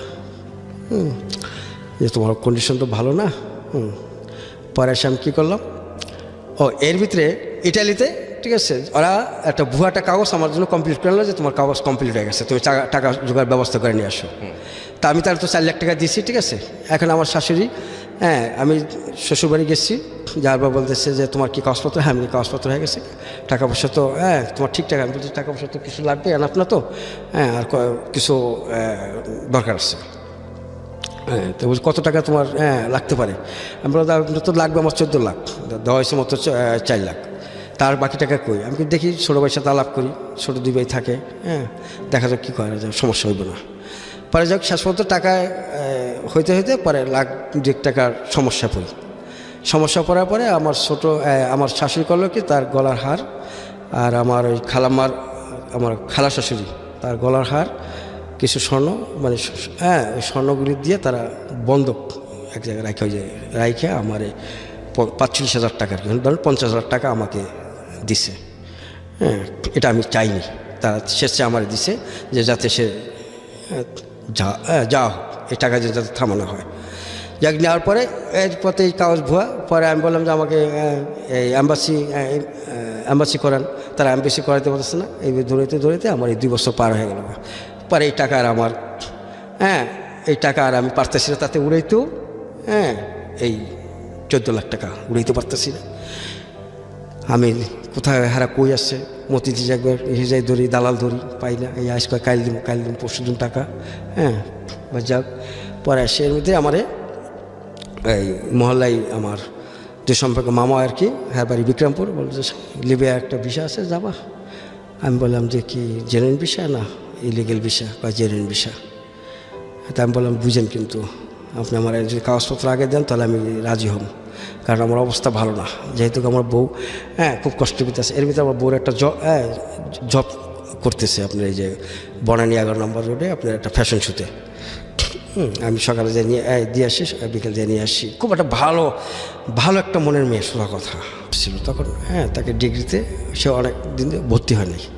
পরে তাকে নিয়ে আমি বললাম যে না, তোমার তো লেখাপড়া করতে হবে, তুমি ভর্তি হোক। না, আমি আর করবো না। আমাকে কেন? তোমার করতে হবে, তোমার ভবিষ্যৎ দরকার আছে। তোমার যদি ছেলে সন্তান হয়, সে যদি তারা সন্তানের একটা গর্ব থাকবে যে না, আমার শিক্ষিত বাবা যাই হোক। পরে আমি কী করলাম, তাই জাতীয় বিশ্ববিদ্যালয় গাজীপুর দূরে হয়ে যায়। পরে আমি তিতুমির কলেজে বসে তার প্রথম ডিগ্রিতে ভর্তি করলাম আর কি। ওকে। ভর্তি করার পরে তারা ভর্তি করে দিলাম, সে ক্লাস করতেছে, তাকে নিয়ে আসছি, কোনো সমস্যা নেই। এখানে তো অর্থনৈতিক কর্মে আমি সঙ্গী নিয়ে পড়ছি, সে কিছুটা অনুভব করতে পারলো আর কি। ওকে। টাকা পয়সা দিতে আমি সব দিক দিয়ে টাকা পয়সা নাই। আমি এই 2 বছর বসে খাইছি, অনেক টাকা লস গেছে। এখন আমি কি করব? আমি এখন মারাত্মক একটা হতাশার ভিতরে পার করতেছি। আমার ওয়াইফ কিছুটা বুঝতে পারছে।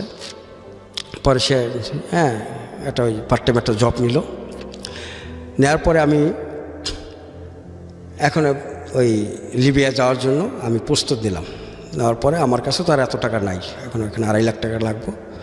পরে এসে আমি কী করলাম, আমি মামার শ্বশুর আছে আমার, বরিশাল থাকে, তো ওনার মাধ্যমে একজনের থেকে আমি সুদের থেকে 50,000 টাকা নিয়ে আসলাম। মান্থলি আপনি 5,000 টাকা দিতে হবে, ঠিক আছে। তারপর ওখান থেকে আনলাম, আইনে টাকাটা নিয়ে আসলাম। নিয়ে আসার পরে আমি যে হোক আমি লিবিয়া চলে গেলাম। এটা 2009-এর লাস্টের দিক আর কি। হ্যাঁ, যাওয়ার পরে আমি 8 মাস পরেই লিবিয়া আপনার যুদ্ধ শুরু হয়ে গেল। ওখানে অবস্থা ভালো ছিল। এর ভিতরে আমি তাকে আমার ওয়াইফের কাছে 3 লাখ টাকার মতন পাঠাইছিলাম। হ্যাঁ, যেভাবে পারো, কিন্তু এই টাকাটা পরিশোধ করতে পারে নাই।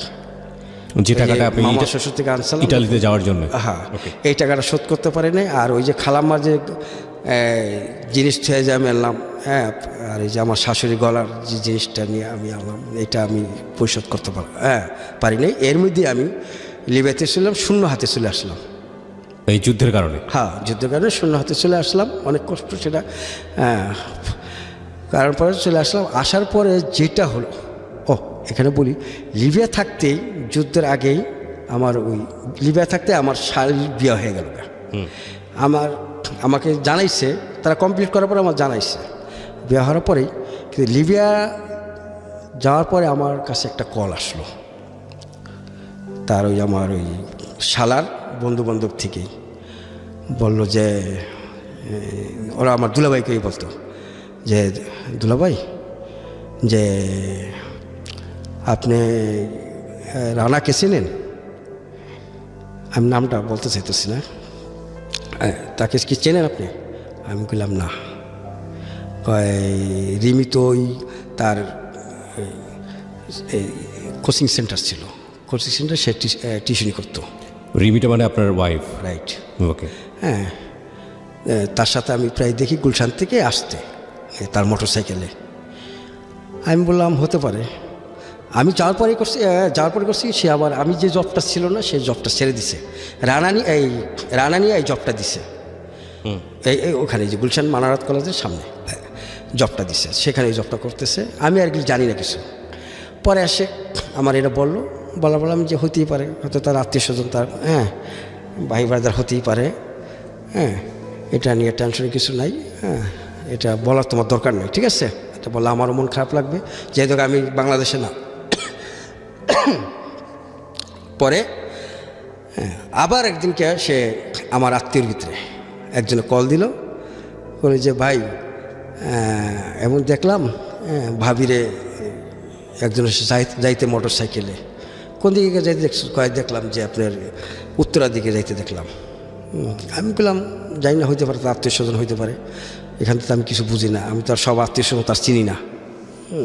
আর আমার তো সে বলো না যে কোথায় ভালো মন্দ, কারণ হেস্তুল জবটা কিন্তু ছেড়ে দিছে সে। কিন্তু আপনি যে আগে যে জবটা করতো সেটা নাই, কিন্তু সে কিন্তু অন্য একটা জব নিচ্ছে আপনার গুলশানে। যাই, আমি এটা হলো পরে বিয়ে হলো, আমি চলে আসলাম। আসার পর যেটা হলো, this is the something wrong, যেটা আমার চোখে দেখলাম। সেটা দেখার পরে আমি খুব মানে জিনিসটা খুব স্বাভাবিকভাবে নেওয়ার চেষ্টা করতেছি। কী ছিল ঘটনাটা আমাকে বলেন। হ্যাঁ, সেটা আমি বলতেছি। সেটা হলো কি, আমি যখন আসলাম, সে আমাকে উপস্থিতিতেই সে চলে যেত, আমাকে সাথে শেয়ার করতো না।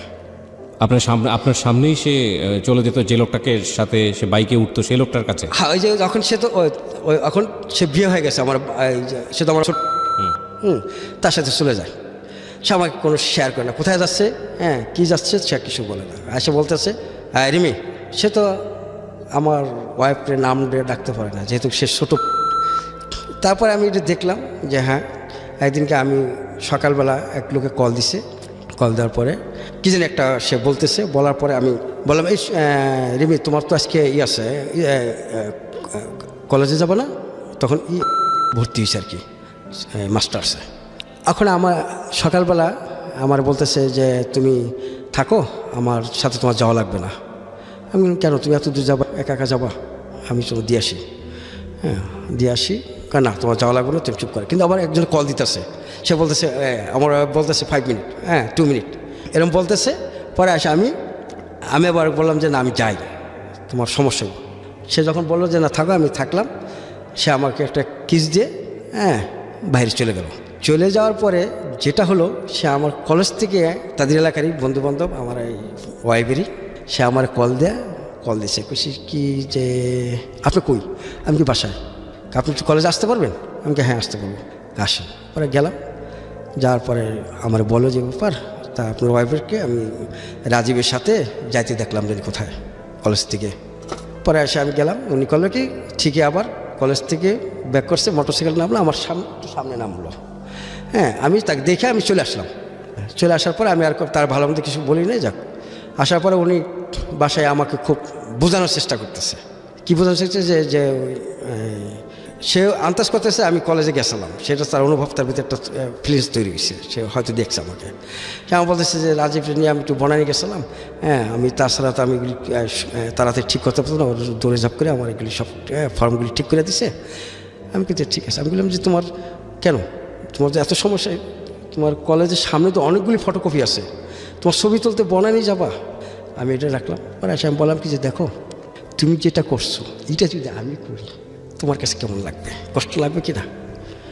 সে আমাকে সাথে সরি, যেটা আর কখনই হবে না।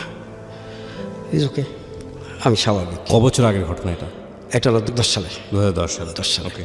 আমি তখন রেখে দিলাম। পরে আমি এখনই যেটা হইতেছে, আইসা দেখি যে আমার ওই শালি অসুস্থ, আসমার অসুস্থ, মারাত্মক অসুস্থ। তাকে আপনার ওই সাবুদ্দিন মেডিকেল হসপিটালে ভর্তি করছে। সেখানে দৌড়ে গেলাম। দৌড়ে যাওয়ার পরে যাই দেখে হ্যাঁ সে মারাত্মক, সে আইসিইউতে আছে। আইসিইউ ওখানে যেটি ভুল ট্রিটমেন্ট হয়েছে, সে ওখানে মানুষ আপনার কাউকে চেনে না এই অবস্থা। পরে তাকে রিলিজ দিয়ে আপনি নিয়ে গেল আয়শা মেমোরিতে, এই যে আপনি সে মহাখালী। সেখানে যাওয়ার পরে এখন হসপিটালে সে আছে, আমি আমার ওয়াইফ, আমি আমার শালীকে সেবা যত্ন করবো, এটাই স্বাভাবিক। সেটা হয় না। আমি বাসার থেকে একেবারে, আর সে আমার ওয়াইফ আমার ভাইরা মোটরসাইকেল আসে, আমি 6 নম্বর বাসে বা গাড়িতে বা সিএনজিতে যেটা আমি যাই, আর সে তার মোটরসাইকেলে সে যায়। হ্যাঁ, যাক, সেটা যাইতেছে। আর আমি যখন হসপিটালে যাই, ভাইরা আমাকে রুমে ঢুকতে দেয় না, সে আমাকে রুমে ঢুকতে দেয় না। এখানে একটা শব্দ আমি মিউট করছি, ওনার আত্মীয়ের মধ্যেই এই ধরনের সম্পর্ক, এবং এই জন্যেই আমি শব্দটা মিউট করছি, কারণ এটার একটা সোশ্যাল ইম্প্যাক্ট আছে এই অনুষ্ঠানের। লাখ লাখ মানুষ এই অনুষ্ঠানটা শোনে। আমরা চাই না যে এই সম্পর্কটা সবাই জানুক। এটা একটা অ্যাডাল্টারি সম্পর্ক অ্যাকর্ডিং টু সোহানস ভয়েস, মানে ওনার মতে ওনার ওয়াইফ ওনার আত্মীয় সম্পর্কের কারো একজনের সঙ্গে একটা অবৈধ অনৈতিক সম্পর্কে জড়িত। আমি সম্পর্কটাকে খুব প্রেসাইজ করে নিয়ে আসতে চাই। আমি জানি যে স্টোরিটা অনেক বড় হবে, কারণ 2010 সালের ঘটনা এটা। যেহেতু আমি শর্ট করেই বিষয়টা জানতে চাচ্ছি আপনার কাছ থেকে। আপনার ওয়াইফ কি এখন আপনার সঙ্গে থাকে? না। কত বছর যাবত আপনার সঙ্গে থাকে? আমার 5 বছর যাবত। শেষ 7 বছর হয়ে গেছে, 2018 না 7 বছর। যে সম্পর্কটা নিয়ে আপনি সন্দেহ করছিলেন, সেই সম্পর্কটা কি সে ডিক্লেয়ার করেছে যে হ্যাঁ ওনার সঙ্গে সম্পর্কটা আছে? না, সে ডিক্লেয়ার করে নাই। সে declare করে- আমিও ডিক্লেয়ার করিনি। তো ও এখন কোথায় আছে? ওখানে তার মার বাড়িতে আছে। ওয়াইফ কি তার মার বাসাতে আছে নাকি যার সঙ্গে সে ঘোরাফেরা করতো তার বাসায় আছে? মানে 2 বাসায় থাকে। দুই বাসায়? মেজরিটি টাইমে আপনার আমার ভাইরা বাসায় থাকে। এটা নিয়ে আপনাদের মধ্যে কথোপকথন হ্যাঁ, হতো? অনেক কথা হয়েছে, আমি অনেক বকাঝকা দিচ্ছি। এটা বকাঝকা করেছেন, গায়ে হাত তুলেছেন? হ্যাঁ, ইম্পসিবল। আমি কখনোই গায়ে হাত তোলেননি? না, না, আমি- বকাঝকা করেছেন এবং এক পর্যায়ে সে সংসার ত্যাগ করে সে চলে গেছে। আপনার যে বাচ্চাকে নিয়ে এসছেন, এই বাচ্চাটা কোথায় থাকে? বাচ্চাটা তার আমার কাছে থাকে, আমি স্বেচ্ছায় রাখি। এটা একটা আপনি মেনে নিয়েছেন? আমি মেনে নিয়েছি আমার বাচ্চার কারণে। তো এই 5 বছর সম্পর্ক সে আপনার সঙ্গে থাকে না, তো আপনি কি চান? আপনাদের মধ্যে ডিভোর্স হয়ে যাওয়াটা কি স্বাভাবিক না? আমি এটাই চাইছিলাম যে যেহেতু সে আমাকে একটা সময় তার ভালো লাগছিল, আমার বিয়ে করছে, এখন তার ভালো লাগতেছে না, সে যদি চলে যায় আমার কোনো আপত্তি নেই। আবার যদি সে কাম ব্যাক করে আমার কোনো প্রবলেম নেই, আমার পক্ষে কোনো সমস্যা নেই। বিভিন্ন আইন আদালতের ব্যাপার স্যাপার আছে। হ্যাঁ, আইন আদালতের ব্যাপার আপনারা চাইলে পারিবারিক আদালতে গিয়ে বিষয়টা সমাধান করতে করতে পারতেন, পারি, হ্যাঁ। তো যাননি কেন? এখন আমি যাই নাকি আমার বাচ্চাটার উপর ভরসা করে। একটা মেয়ে অন্যায় করতেই পারে, আবার সে সংশোধন হইতেও পারে। আমি জাস্ট ট্রাই করার জন্য এই বাচ্চাটার জন্য আপনি অপেক্ষা করতেছেন? জি, ট্রাই আমি করতেছিলাম যে একটা মেয়ে অন্যায় করতে পারে। আপনি তার মানে লাস্ট 5-7 বছর আর দেশের বাইরে যাননি? না, আর যাইনি, আর যাওয়া হয় নাই। কি করে আপনার সময় কাটে? আমি আমার সময়টা ওই যে আমার বাচ্চাটা মাঝে মাঝে আমি যাই ওখানে। আর এমনিতে কি করেন আপনি? এর মাঝে আমি একটা কফি শপ দিছিলাম, কফি শপের টাইম দিছিলাম। ওই কফি শপটা কি এখন আছে? না, এটা আমি সেল করে দিছি। এখন তাহলে কি করেন? এখন আমি ঠিকাদারি ব্যবসা করতেছি আর কি। ঠিকাদারের ব্যবসা করেন, এইভাবে আপনার দিন চলে? চলে চলে। এই ফাঁকে প্রিয় শ্রোতা, আপনাদের সবাইকে জানিয়ে রাখছি ইতিমধ্যেই শুরু হয়েছে রেডিও আম্বার 102.4 FM আমার একটি নতুন শো, যে অনুষ্ঠানটির কথা হয়তো বা অনেকেই জানেন, মাইক্রোফোন টেস্টিং 1024, যেখানে বাংলাদেশের ছড়িয়ে ছিটিয়ে থাকা অসম্ভব প্রতিভাবান শিল্পী যারা আছেন, যারা কোথাও কোনো ফ্লোর পান না কিন্তু খুব ভালো গান, তাদের সুযোগ ঘটছে একটা অনুষ্ঠানে একটা এপিসোডে নিজেকে প্রকাশ করবার। আপনি যদি খুব ভালো গান করেন এবং আপনি যদি মনে করেন এই অনুষ্ঠানটিতে আপনি অংশগ্রহণ করবেন, তাহলে এই নাম্বারটিতে ফোন দিতে হবে এবং নাম্বারটিতে ফোন দিয়ে ফোন থেকে আপনি যে নির্দেশনা পাবেন সেই অনুসারে আপনি কাজটি করবেন। ফোন নাম্বারটি হচ্ছে 09611001024। আমি বাংলায় বলছি এবং ধীরে ধীরে বলছি, 09611001-024। এই নাম্বারটিতে ফোন দিয়ে আপনি নির্দেশনা অনুসারে আপনি কাজটি করবেন। আর এমনও হতে পারে এই অনুষ্ঠানের মধ্য দিয়ে সারা বাংলাদেশ আপনাকে অন্যভাবে চিনবে। সো অপেক্ষা করছি আপনার কলের। আপনার ছেলেকে আমি কিছুক্ষণের জন্য নিয়ে আসতে চাই, তার লাইফের স্টোরি, যেটা ও স্টুডিওতে বারবার ঢুকে পড়ছিল, জি, জি। ও এখানে থাকতে চায়, ও খুব চঞ্চল প্রকৃতির। রাইট। কি যেন নাম বলছিলেন? আবিদ। আবিদ। আবিদকে নিয়ে আসার আগে আপনি আমাকে একটু বলেন যে এই গল্পটা আপনি রেডিওতে আজকে কেন বললেন? আমি যেটা শ্রোতাদেরকে বলতে চাই, সম্মানীয় শ্রোতাদের বলতে চাই, যে আমি যেটা যে জায়গার থেকে এটা করছি, এটা যেন আমার মতন এভাবে কেউ না করে। এই ভদ্রলোক আরেকটা জিনিস বলতে পারেননি, আমার গল্পটা আমি যতটুকু ওনার কাছ থেকে শুনেছিলাম, যে উনি চাইলেই ওনার ওয়াইফকে হয়তো পেশি শক্তি বলে ওনার কাছ থেকে নিয়ে আসতে পারতেন, কিন্তু সেই পেশি শক্তিটা ওনার নাই, ওনার কোনো ব্যাকআপ নাই, ওনার পেছনে দাঁড়াবার মতো কেউ নাই। কিন্তু ওনার যেই আত্মীয় সম্পর্কের যে লোকটি, উনি রাজনৈতিকভাবে একজন ক্ষমতাসম্পন্ন ব্যক্তি, যে কারণে উনি সাহসও পান না। আমাদের যিনি অতিথি সোহান, তিনি সাহসও পান না কোনো স্টেপ নিতে। অদ্ভুত এক জীবন। আমি এই বর্তমান জীবনটাকে কোনোভাবে মূল্যায়ন করতে চাই না তার, আমি বরং সেই শৈশব থেকে বাবা হারা একটা সন্তান, বাবা থেকেও নেই, এতিম, এই একটা সন্তান তার পরিবারের জন্য কী পরিমাণ স্যাক্রিফাইস করে করে করে করে এগিয়েছে, শেষ পর্যন্ত সে তার জীবনে এখনও স্যাক্রিফাইসের মধ্যেই আছে। আমি তার এই বৈদেশিক জীবনটাকেই বড় করে দেখতে চাই, যে একটা মানুষ নিজের জীবনের কত বড় বড় স্যাক্রিফাইস করে সে তার সংসারকে টিকিয়ে রাখার জন্যে, পরিবারকে টিকিয়ে রাখার জন্য নিজের বিদেশ হয়ে টিকে থাকে। আপনার ভাই বোনরা এখন কোথায় আছে? একদম ছোট ভাইটা? আর ছোটো ভাইটা দেশে আসছে, সে একটা জব করে। এখন জব করে? পড়াশোনা করিয়েছেন তাকে? হ্যাঁ। কত পর্যন্ত সে পড়েছে? যে ইন্টারমিডিয়েট পাস করছে। পাস করেছে। আর আপনার বড় দুই বোন? বড় দিন বই একটা হলো আপনার ইন্টারমিডিয়েট এসএসসি পাস করে ইন্টারমিডিয়েট পড়ে নাই, আর ছোটোটার বিয়ে হয়েছে, তার দুইটা ছেলে আছে, একটা ভাগ্নে আছে। সবাই মোটামুটি খেয়ে পড়ে ভালো মতো আছে? মোটামুটি ওরকম কেউ নাই আর কি। আপনার মাটা কোথায় আছে? মাটা আমার কাছে আছে, মার আমার দুই কাছে ভাই থাকেন আপনি? আর আমার ছোটো ভাইয়ের ওয়াইফ আর আমি থাকি। আচ্ছা, তো আমার দুইটা কথা শুনছি। শিওর বলেন। হ্যাঁ, সেটা হলো যখন সে এভাবে চলে যায়, পরে আমাকে সে হসপিটালে আমার ঢুকতে দেয় না, আর যদি আমি দেখে যে ঢুকতে, সে দূরে থেকে আমার হাত ইশারা করে, আমার খুব কষ্ট লাগে, এই বিষয়টা খুব কষ্ট লাগে। আমার ওয়াইফ যেতেছে, আমি আমার ওয়াইফকে বললাম যে দেখো আমাকে কেন ঢুকতে দিতেছে না, আর তোমাকে দিতেছে, আর তুমি তার সাথে মোটর সাইকেল আসতেছো, আমি আসতেছি না। দীর্ঘদিন ধরে সেই একটা অজুহাত দেখে সে দীর্ঘদিন ওই বাসায় থাকে, আসে না, আমার কাছে আসে না, আমার বাসা পাকটাক কোনো কিছু করে। আপনি কথা বলছেন একটু আগে, বাট আমরা আপনার এই কষ্টের জায়গাটাকে বড় করে দেখতে চাই, স্যাক্রিফাইসের জায়গাটাকে বড় করে দেখতে চাই, বাচ্চাটাকে নিয়ে আসতে চাই। মাইক্রোফোনের সামনে আসো। তুমি আমার দিকে তাকিয়ে আছো কেন? কি নাম তোমার? আবিদ। আবিদ। কোন ক্লাসে পড়ো? 3-তে। তো যে তুমি এতক্ষণ বাইরে স্টুডিওতে বসেছিলা, কেমন লাগতেছিল তোমার বসে থাকতে? একটু মজা লাগে না। একটু মজা লাগে না? এখন মাইক্রোফোনে কথা বলতে মজা লাগতেছে? ওকে, বাট তুমি তো জানো না যে কথা কে শুনতেছে, কীভাবে শুনতে পাচ্ছে। আচ্ছা ঠিক আছে, তোমার আব্বু আম্মু একসঙ্গে, তোমার ইচ্ছা করে না তোমার আব্বু আম্মু সবাই একসঙ্গে থাকুক? হ্যাঁ। তুমি তো তোমার আব্বুকে এক জায়গায় পাও, তোমার আম্মুকে এক জায়গায় পাও। হ্যাঁ, আব্বুর কাছে কয়দিন থাকো, আম্মুর কাছে কয়দিন থাকো? তুমি কি আব্বুর কাছে থাকো না? থাকো। কয়দিন থাকো সপ্তাহে? 2 দিন থাকি। কোন কোন দিন? শুক্রবার শনি। আর বাকি দিন আম্মুর কাছে? আব্বু আম্মু একসাথে থাকলে ভালো হয় না, নাকি ঝগড়া করে? শুধু ঝগড়া করে। কে বেশি ভালো, আব্বু না আম্মু? দুজন। এটা কে বলছে? কেউ না কেউ তো বেশি ভালো হয়। যখন আবদার করো তখন কে বেশি করে, হেল্প করে? আব্বু বেশি নাকি আম্মু? আব্বু। হ্যাঁ। কি হবা তুমি বড় হয়ে? আমি বড় হয়ে আমি প্লেন চালাবো। পাইলট হবা? পুলিশ। আচ্ছা ঠিক আছে, তুমি অনেক কিছুই হও, তোমার জন্য দোয়া থাকলো, অনেক কিছু হও তুমি। আবিদ অনেক ভালো থাকুক এবং সবচেয়ে বড় কথা হচ্ছে কি মানে এই ধরনের গল্প থেকে আরেকটা নতুন গল্পের জন্ম হবে। সেই গল্পটা যেন এমন গল্প না হয় যেটা দুঃসহ একটা গল্প, কারণ আবিদের জীবনে এমন একটা গল্প আমরা চাই না যে গল্পের জন্য তার বাবা এবং মা দায়ী হোক। খুবই দুঃখজনক একটা গল্প, কে বা কার জন্য দায়ী সেটা জানি না। কারো কারো জীবন থাকে, কারো কারো ভাগ্য থাকে, সে মানে কারো কারো জীবন থাকে, সমস্ত কিছুই ভাগ্য নিয়ন্ত্রণ করে। আমরা আসলে এই মানুষটিকে আজকে না হয় ভাগ্যের ওপরেই দোষ দিয়ে সামনের দিকে এগিয়ে যেতে চাই, পার পেতে চাই।